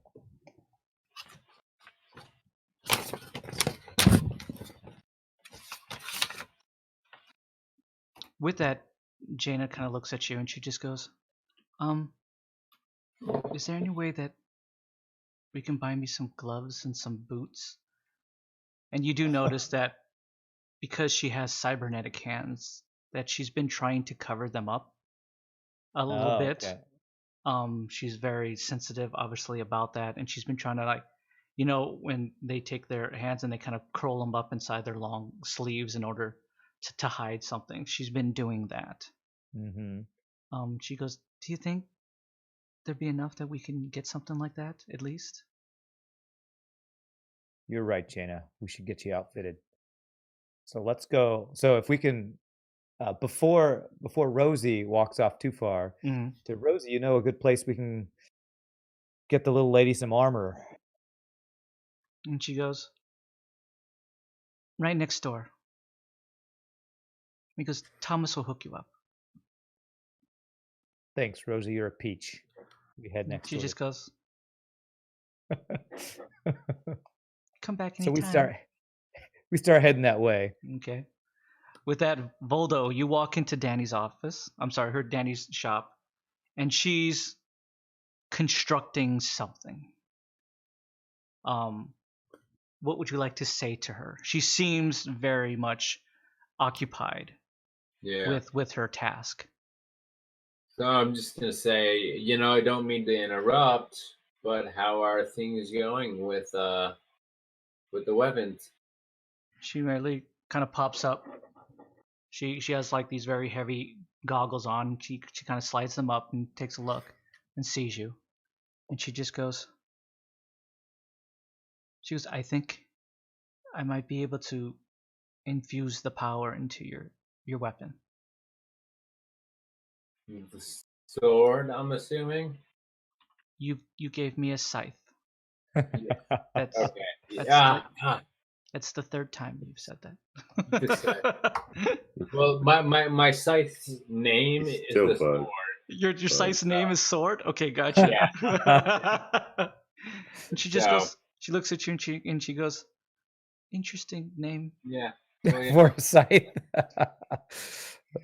But call me weird. Call me weird again. No, just kidding. She really looks at you and then just goes, should I get back? You seem to be talking to yourself. Yes, I am. Is there anything that I could help you with? I was just going to say, how long do you think the sword is going to be done? Oh, sword? Yeah. Yes.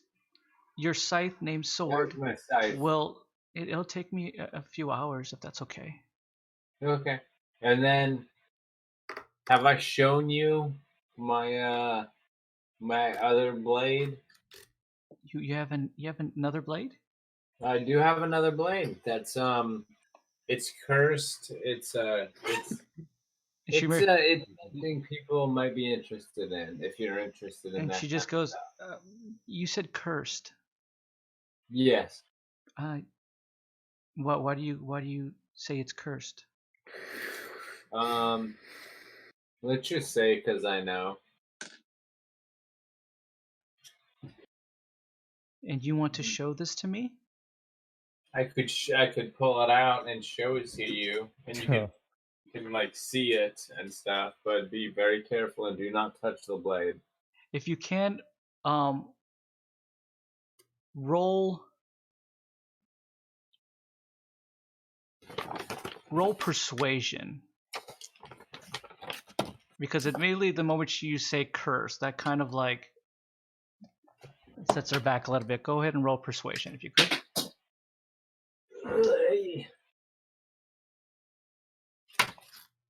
Okay, 15. 15. Okay. Based on what you said and based on her roll, she doesn't exactly know if you're talking about a sword or you're talking about your sword. Yes. Okay. Yeah, I was confused myself. And so. You said, I can take it out and show you. And she's kind of like plops herself. She flops herself on the thing, and she just goes, you can take it out. Okay, this is gonna get dirty for a while, so we're gonna lose all my no.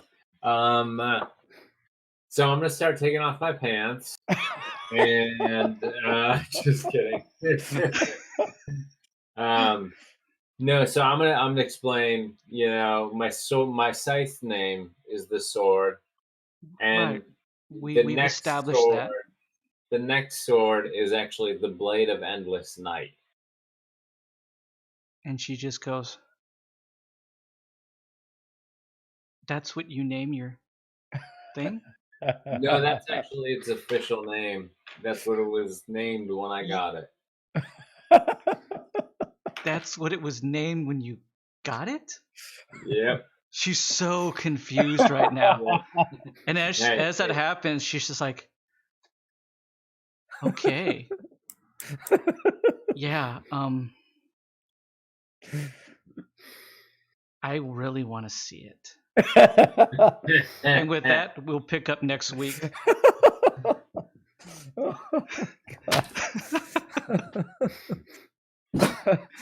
And The she drops her spiciest pants episode. and plops. Yeah, no, I was gonna say, Spiciest I episode. turned it into a very different podcast. Oh. Well, we will pick up next week and find out exactly what happens between Danny and Voldo in this very spicy episode of Do You Want to See My Sword? Yeah, you better hope she doesn't pull out one of her own. Sword fight. Yeah. We'll be like those underwater. Be careful, man. Just like those underwater creatures who have to they're both male and they have to fight to who becomes the female. Exactly. Yeah, absolutely. Yeah, just like that. Just like that. I want to thank everyone who's been in chat this evening. Thank you so much, Pi, for being awesome as always. Thank you so much, Kira, for being here. You're amazing. Thank you so much, Philly, for being here. We did see Lord Bliff here, Bliffington the Great, the Texas Hammer himself. Thank you so much, good sir. As well as, of course, our friend, Mr. Burgher _TV, who was here as well. And anyone else who dropped by and just kind of hung out with us. We did have some technical difficulties here. We do apologize about that. But anyone who hung out with us and had some laughs and enjoyed a very, very Young and the Restless like spicy episode, we thank you so much for hanging out. There can always be a short sword or a dagger pie. Yeah, exactly. If you want to go ahead and check any of the previous episodes, just go ahead and click the YouTube link down below and get caught up. We do this every Friday evening from 7:30 to 10 p.m. Pacific Standard Time. So we want to thank you so much again for hanging out with us. I want to thank, of course, Ryan, aka Ran118. Thank you so much, good sir, as always. My pleasure, and that was the best ending to an episode so far. I cannot wait to write that one up. Yeah, you better write it well. And then we need to get porn music, and then when it doesn't turn out that way, it just goes. Oh, really? Oh, you really were just talking about like this big sword that you're pulling out.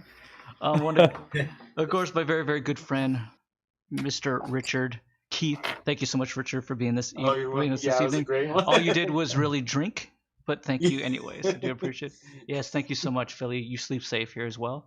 Of course, my good friend Mike, with those double entendres, it was great, and all those awesome puns. We do appreciate you, Mike. Thank you so much for it. Yeah, I had fun this round. It was fun. That was a little bit different. Yeah.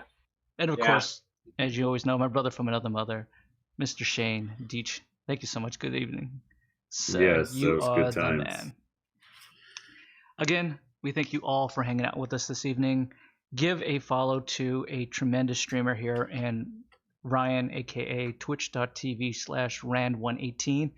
And I know a lot of you guys are part of the road, and we all know that Burgher is the Lord of the road. He's the king, and he's truly another amazing streamer as well. I do appreciate all you guys for hanging out with us. Sleep safe. And until next time, keep it safe on the ways. Good night, everyone. Peace out.